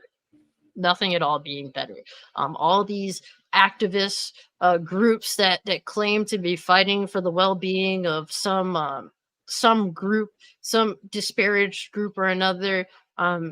I could at least justify them if I saw these groups that they claim to be fighting for actually, being better off now than they were 10 years ago. But it just seems to not be the case in every activist organization that I've seen that has been so loud and bold and purposely divisive.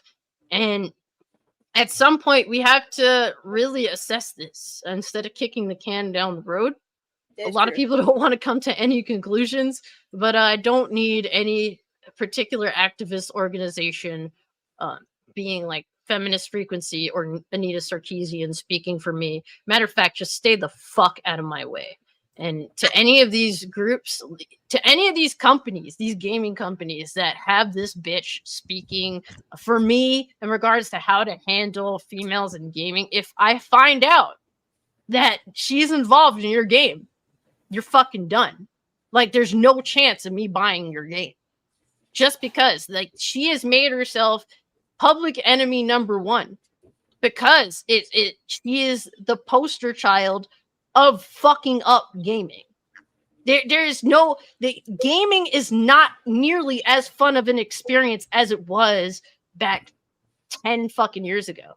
As toxic as it was on Xbox 360, as toxic as it was on a PS4, I dealt with that. I was a 14-year-old female in Call of Duty 4 lobbies. Okay, that was me. And guess what? I had more fun back then being shit on every time, every opportunity, every lobby I was in is either someone fucking shitting on me because they knew I was either a female or a fucking 8-year-old boy. They couldn't distinguish, especially due to mic quality back then. But even so, I had more fun then fighting with them, happening to meet some people that actually liked to hang out and play video games with me than I do now, having all these friends and just the experiences are not fun. The people are there. Like, I met so many people that I'll be friends with for as long as I live, ideally. But so, like, the games themselves are not as fun.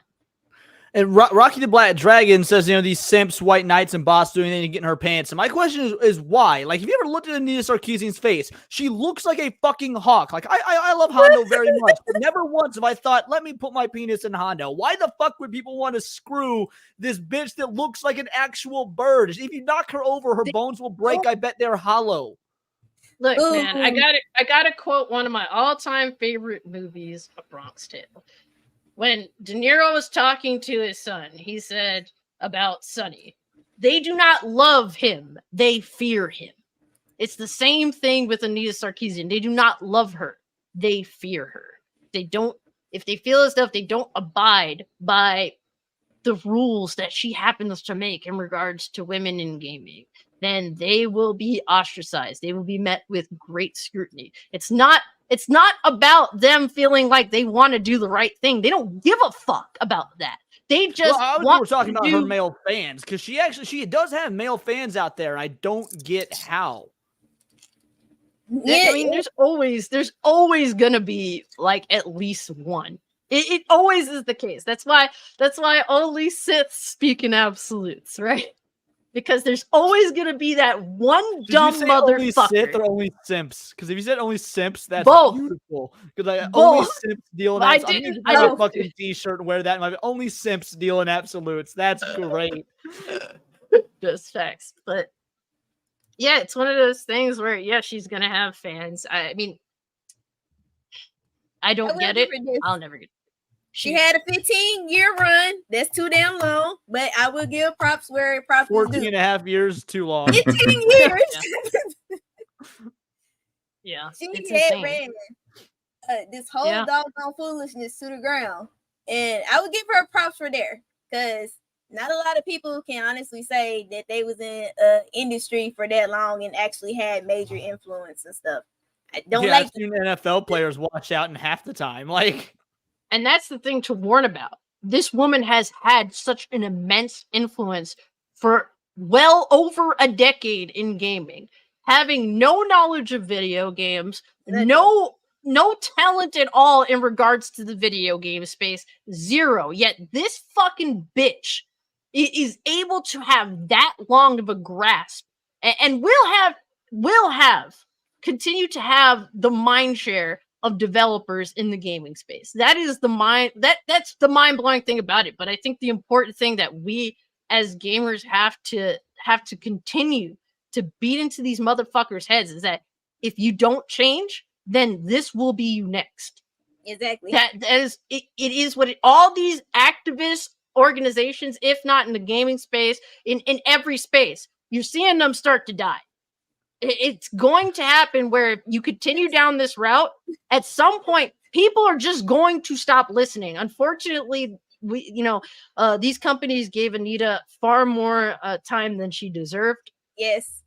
And it's led to people being fed up. And we need to communicate that gaming has to go back to being entertaining again. You have to actually earn the consumer's money. And I know that takes on Hogwarts Legacy. I'd be surprised. Nobody's listened to her in 3 fucking years. Nobody gives a fuck about what her thoughts on Hogwarts Legacy. I would kill. I'd kill to be in the room when that game, like the same room as her when that game was announced. I feel like that would have been a glorious firestorm of volcanic feminism.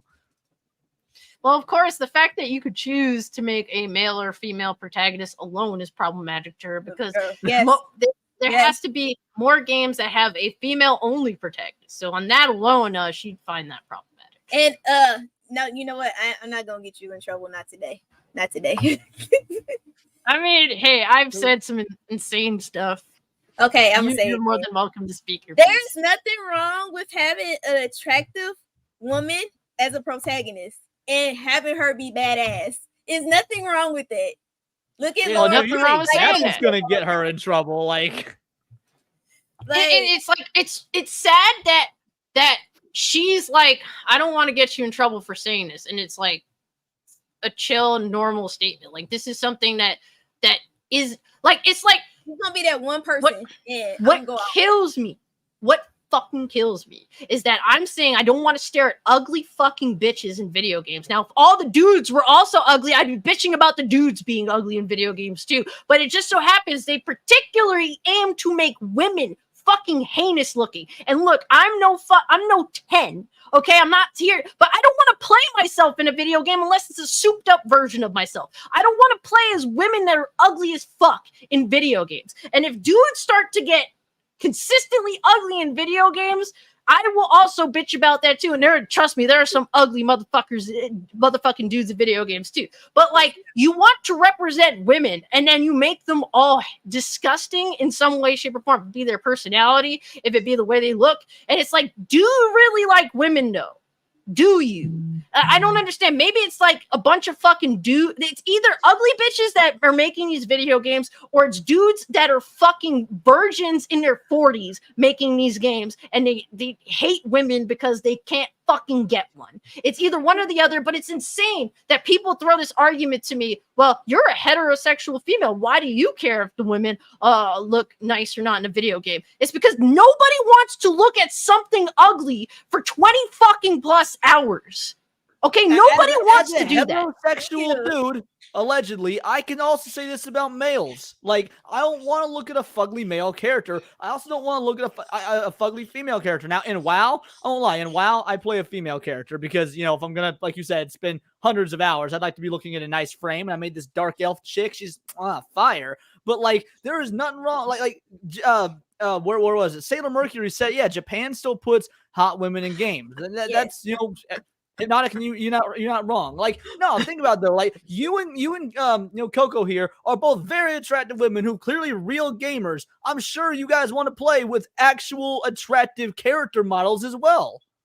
Yeah, I want to play with someone that exactly. Nobody wants to play as a garbage can. It's like it's only with like the visual appeal of female characters that this is argued that you're an incel for this, or you're straight, Cassie. Why do you care what women look like? And it's like, motherfucker, if they took violence out of GTA 6 and you were bitching, I can't kill pedestrians in the next GTA. I'm not gonna say, well, you're not a mass murderer, are you? Why do you care so much? Like, this is such a dumb fucking argument. And put into any other perspective, you look like a dick face even going there.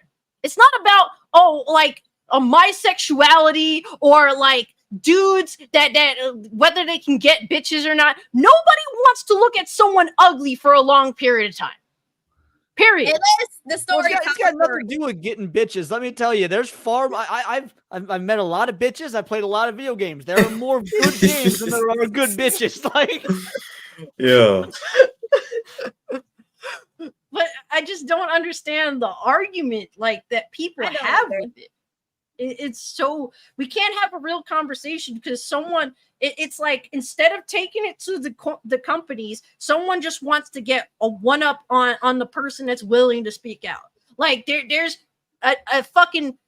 multiple dick faces in the comments of me talking about these characters being ugly that are trying to get a one up on me instead of being like, yeah, I think objectively everyone wants to play as characters they find a feeling in some way, shape, or form. Like, you do have a point. I may not agree on everything that you're saying, but I see kind of where you're coming from. No, they want to get a one up on me. I'm a fucking loser that has 2,000 subscribers on YouTube. I'm a fucking nobody, but you're desperate to get a one up on me because your pathetic fucking life is dependent on that one dub. And it's like, if you fucking get a dub on me, who cares? Oh, you could show the message to your friends and you could, they'll be like, oh shit, you got hurt. It's like, you're a fucking loser for even thinking that small. You are genuinely a fucking loser for thinking that small. And at the end of the day, gaming continues to be milquetoast, fucking boring as shit. You continue to get ugly ass female characters that have no fucking personality at all. And then you're saying, well, it doesn't matter. It doesn't matter. Fair, these ugly ass females are usually like lesbos, and that's a personality nowadays. Your sexuality is totally a personality in 2023. You know what? I would actually deal with the fact if they were ugly and actually had a great personality and make the game enjoyable versus you can't be both. I can't argue that. Yeah, there's some that are genuinely just both. And it's like, look, I don't care. Like I was saying for the longest, like if Bayonetta and Jean are a gay couple, I wouldn't care. I like Bayonetta, and I think Jean would be a good character for her to be with. But hot lesbians. And she ended up being with Luca. It's like, I don't mind that either. I don't care. Lesbians a pass. It's like, I don't care. You know why? Because I love Bayonetta's personality and I like her character, her visually as a character. She's a badass. And you know what? If she gets a happy story where she's happy, because I care about her, I'm emotionally invested in seeing that Bayonetta's a happy person. I don't give a fuck if she's a lesbian. I don't give a fuck if she's heterosexual, it's hilarious when people in the LGBT community were crying that she's actually not with Jean. And it's like, I can't help but laugh at that because they probably didn't even play the video games to begin with. I love it when characters aren't gay. Like at the end of the day, do I give a fuck about gay characters? Not really, but do I love seeing the LGBT wine fuckers like cry about all this dumb shit? Yeah, I care about them crying far more than the actual stuff. Like, no more gay characters ever. Is every character from now on straight just because it will upset them? Yeah. And it's like, you know, and it's really just because the minority is taken so seriously. And it happens to be that these minorities that are heard out by these companies don't actually support these companies. That really kills me inside. And it's like, I want cool characters that I could play as, that I can relate to, that I can feel sympathetic for, that I actually can stand looking at for hours at a time. Like, that's what I'm asking for. And it's like, you're an evil person for thinking this, or like, you should be questioned for thinking this. Like, I'm just tired. I'm just tired, and it's not, and it's like, I want to be interested in every game. Like, I go into everything trying to give it a genuine shot, and it's the companies themselves that talk me out of wanting their game. And it's the littlest thing that just gives me a flaccid dick, for lack of the better term. Like, they make it so easy for me to not want a game by adding ugly people to the game that I don't want to play as. What they get me to want the characters that I'm supposed to play as. I want them to die. When I played The Last of Us Part 2, within the first 10 minutes of the game, Ellie said some bullshit like, oh, fuck your bigot sandwich. And it's like, okay, well, Ellie's gonna be an insufferable cunt. And guess what? She was a fucking genuinely insufferable cunt. And I'm just like, well, I want Ellie to die. And it's crazy because I really liked her in the first game. And then I know that Abby, I'm obviously gonna want her to die. But I have to play as these characters for like 20 hours. I like what you said earlier, because you're like, you know, they keep listening to these minorities. And no, I agree. Stop listening to minorities. Just like, minorities are not worth listening to. And I can say that because right now on this panel, I'm the only straight white male. So I'm the ultimate minority right now. Being the only straight white male, there's one of me right now. Don't listen to me. Don't take what I say seriously. I'm a minority. Oh my god, you're goofy as hell. But and it's like, at least like some games. Oh man, what was that one game? Until Dawn. There, that one Asian girl that was a bitch from the very start of the game. I purposely fucked up every QTE scene until she died. Because it's like, at least I could get that satisfaction of getting rid of this insufferable bitch. In a lot of these games, there is no satisfaction like that. So now, it to that game's credit, like, she's intentionally insufferable because of the horror movie tropes. So she does. Yes. It's not all 8 characters who are insufferable. So I do hate her, but you're supposed to hate her. So that's a case of them doing an insufferable character correctly, as opposed to someone like Ellie, who is unintentionally insufferable, which is absolutely worse. Yeah, I completely agree. And the fact that you give me the ability to kill her off is awesome. And a lot of people were, and I remember, oh my god. Yeah, she got on my nerves. Sinclair. Shout out to Sinclair. So-called friend of our little group. He likes to throw little slick moments in the gaming community, and he super chatted this one this one comment like, oh, it's funny that you're talking about Spider-Man 2's character models being ugly, but you neglected to even talk about Starfield. It's like, if someone is how do you say, offensively ugly in Starfield, thankfully I can murder them. That's the great thing about it. I can't, however, murder Peter Parker or Mary Jane in the upcoming Spider-Man game.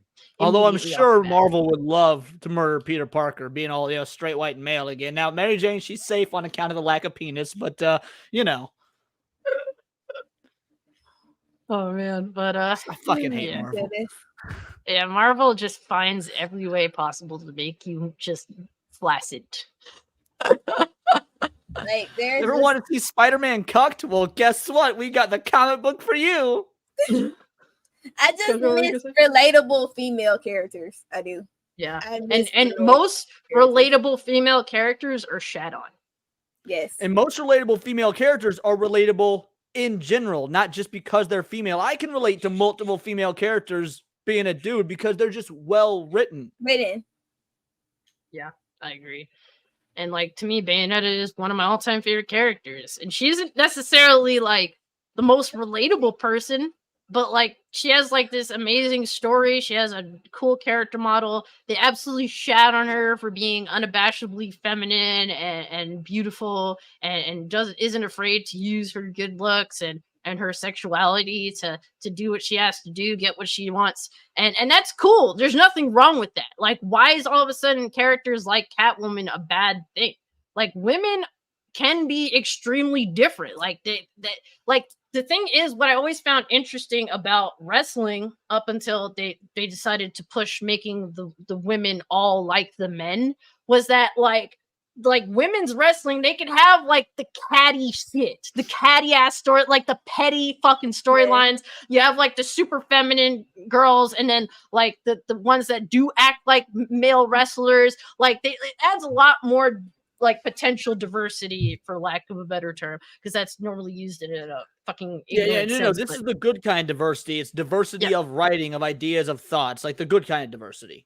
Yeah, and it's like with men's wrestling, I love men's wrestling because they're able to do it on a high caliber, but like the idea of like masculinity kind of makes a lot of dudes feel like samey, whereas with women there really isn't like that like thing. And obviously you have like your feminine dudes as well, like, but those were like few and far between. Like there was always like this concept of have to be the super manly man, whereas women's wrestling, it's like you could have all these different flavors of characters, and that's what made it interesting. And I think now women's wrestling is more boring than ever because now they're trying to act like macho dudes, and it's like, okay, but like you're all the fucking same, and giving a generic, you're just gonna give generic heel or generic face promo, and you guys are not as good as male wrestlers because you're men and women are just different.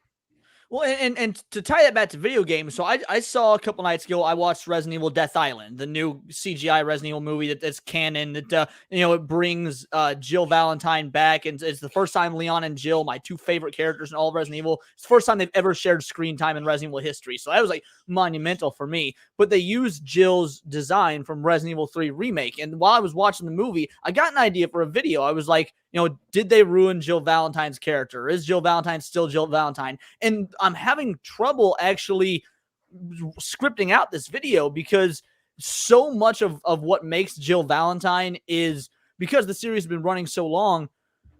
They're doing this really weird thing with her where in some instances she is the same Jill that we've had since 1996. And in some instances she's this, I don't know if she's Jill has always been a strong, badass female character. Always. So when I see her like this in the new Resident Evil movie, when she's acting strong and female, is it out of character? No, because technically it's in character. That's how she's always been. But it seems so much more macho than in previous Resident Evil games. Whereas, and I'm wondering, is it really just down to the character design? Did them defeminizing her looks make her seem more insecure and masculine when really she is still the same strong female she's always been? I can't tell, and it's purely on a visual level. Like if she'd stayed feminine and hot like she was in 2002 but was still this strong, would I have a problem? Would I still be looking at her as the same character? It's very weird what visuals will do to a female character. Yeah, and it's so weird, it's so hard. I would think for creators to be able to make like these female characters just because of how like, and it's like, I understand the pressure, but I'm saying like, just do you. That's what I really want to push on creators, not let these activist influencer work. Like do what you want to do when creating these characters and make it in a way that is at least in the very least feels genuine. And by that, I may not like it. But if it's genuine and like your vision, then I can at least say, oh, that's their vision and I may not like it, but it like I can understand. And even if I may not like it, I could say sometimes like this is an objectively good game or this is an objectively good character. I just don't jive with it. Like there's plenty of cases where that is. And I think that I'm kind of rare with that. Because a lot of people either say, oh, it's good or it's trash based on if they like it or not. But I can look at a game that I don't like and say, well, it's a good game. It's just not for me. I mean, that's how I feel about a lot of games, that I'm sure they're good, but I'm sorry, they don't pique my interest. You know, like a lot of people are really excited for, they were really excited for Diablo 4. I played Diablo 4. I liked it, but 6 hours in, I was not getting that emotional resonance that like Hypnotic and Atreus were getting. And I know it's a good game, but for whatever reason, it's not jiving with me. So I stopped playing it. Now, granted, it's only 6 hours. Maybe I need to get further, but I know Diablo 4 is a good game. Why am I not enjoying it despite loving that style of game? I don't have an answer for something like that. Yeah. Yeah, it's I don't know, man. And with a lot of these service-based games that are like Borderlands 3 is the game I go back to the most because like every week they were dropping a patch that would just kill my build. Every fucking week there's always something. Like me and Sod would be like going through it together, figuring out what works and what doesn't. Obviously Sod is better than me because he's literally a human strategy guide, but we would go through it together, figuring out what works and what doesn't. And here comes patch number whatever the fuck that just fucks everything that we were like compiling in our brains in the game. So it's shit like that that just kills it. And game devs, I think, are more lost than ever. And I understand why. You have all these outsider influences that are just like, do what we tell you to do. Otherwise, you are a demon. Like, that's what it boils down to. And I'm saying, like, stop thinking in this mindset. Let Anita Sarkeesian go. Start making games that appeal to gamers again, or at least seek your artistic vision and not a social justice vision. I think that's the biggest takeaway. If there's a reason for it, then I would be more up and on board with it. Like, just give me a reason why they have to look that way. Like an in-game reason, not a modern fourth wall breaking politics. Like, oh, we're doing it so that females can see themselves. No, give me a reason in universe. Like people, Star Wars has always been political. Yeah, Star Wars has been political in universe. All their politics work in Star Wars. They don't need outside real world politics. Do that with women, it's fine, and still don't make it every fucking woman, because even if there is an in-universe reason, it gets boring. Yeah, I completely agree, and I think these are the biggest takeaways from the death of feminist frequency. Activism is becoming extremely unpopular, and it's sad because some activism is actually, a good thing. I remember when activism back when I was a kid was a good thing. They encouraged you, pick up your trash, go get together in groups and pick up trash off the floor, save a tree, like good things like that, like good activism. But now activism is just a lucrative way to grift. And that's what it was. It was one giant fucking grift. But yeah, guys, I mean, I don't want to keep you guys here any longer. It's almost about to hit 3 hours, but any final thoughts on feminist frequency? The one thing I can say is fucking rest in piss. Fuck you, Anita Sarkeesian, and let's move on. That's is the big take. 1,000. Yep, I agree. Any other final thoughts, Leon or TJ? I think you said it best in your video. I mean, you said you opened up the video, rest in piss. I'm like, she doesn't even. This just could have been a short. Like, it could have been that simple. Like, pretty much, man. And it's one of those things where it's like venting, because we've been dealing with this as gamers for over a decade now. Yes. And I feel as though, like, while things are bleak, this is a positive, that things can get better. But we as a community of gamers have to demand it. These activists demanded all this shit. Now, guess what? It's time for the motherfuckers that keep you in your homes, that pay your fucking bills, that keep you in business. It's time for you to start listening to them again. Because this activism bullshit is over. These people that listening to Japan again. Notice how Japan keeps making money. Yes. Yep. I agree. But yeah, guys. I'm happy that it's over. I'm happy that she's gone officially. I'm happy that, like you said, there is a glimmer of hope with her finally having a platform like that shut down, so more voices can actually come out the woodworks and stuff now. I really wish back then that people were able to actually debate her. I know that she was terrified of that. She would have got shut down a long time ago if people would have debated her more. But it do. Well, she would not allow that to happen. She would, because I wish I was my age now. Back then, I would have did my best to run her ass off. Oh yeah, like we were I young will say, at that let's time. not forget, this has been a very good year because it's the same year that Frost also left Twitter. So like it's actually a double win. 2023 is shaping up very nicely. Yes, very much This is so. true. You know, and this is just the beginning. We got to keep it going. We have to keep these demands up. Striker, and we have to demand that these companies adhere to their consumers because they've been falling off for a minute. But yeah, guys, I definitely appreciate everyone that pulled up. Yo, Coco, like, tell people what you got going on. I'm definitely gonna post your Kick account. Would you like for me to also post your Twitch? Yeah, you're more than welcome to. I always stream Friday through Monday. Then I may occasionally stream on Twitch, but I'm for sure streaming on Kick. I'm always doing something, but you guys are more than welcome to join in at any time. I normally stream. I am absolutely following you right now because Coco, I think I've seen you on Cassie's show once before, but I didn't know I didn't know if you were similar to like Oznot or someone she's just known for a while, didn't have a channel. Because I was actually going to ask you when this was over if you had a YouTube channel or something to sub to because you've been awesome. Thank you so much. It was a pleasure actually doing this podcast and stuff with you as well. Like, I love a lot of your takes. You definitely just fit in with us. I felt like that I was just with another member of the crew. a normal human being that happens to be a little extra, but in a fun way. Yes. Nah. But yeah, guys, definitely follow Coco. She's trying to hit 75 followers on Kick, so any support at all is very much helpful. I definitely try and do my best too, because I obviously, like, you know, everything that I'm lucky to have, I obviously want to share with my friends. So if at all you guys can lend any support in just simply following her on Kick to help her get to 75, she's getting there. She's an awesome, like, she's genuinely, like I said, I think she's like my equal when it comes to shooters. Like, we definitely be killing it.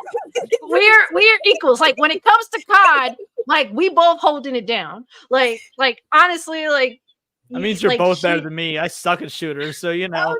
See, women can be better than men. I'll admit it. You know. It does happen. Thank you so much as well. But no, me and Triple C, we go way back. I do remember. I really miss those times where we were actually on Call of Duty and everything, and just running guys over. Yeah. And dudes would get so mad at us. They like, you gotta be a dude. When they find out we girls, they lose they crap. Yo, I was thinking of downloading Call of Duty 4 Remastered on the PlayStation 5 and running that shit. I don't know if you're down for it if you have it, but that would be fun. I'm down for playing Silvery and stuff too. Ooh, hell yeah. If you need like a code, I do have one.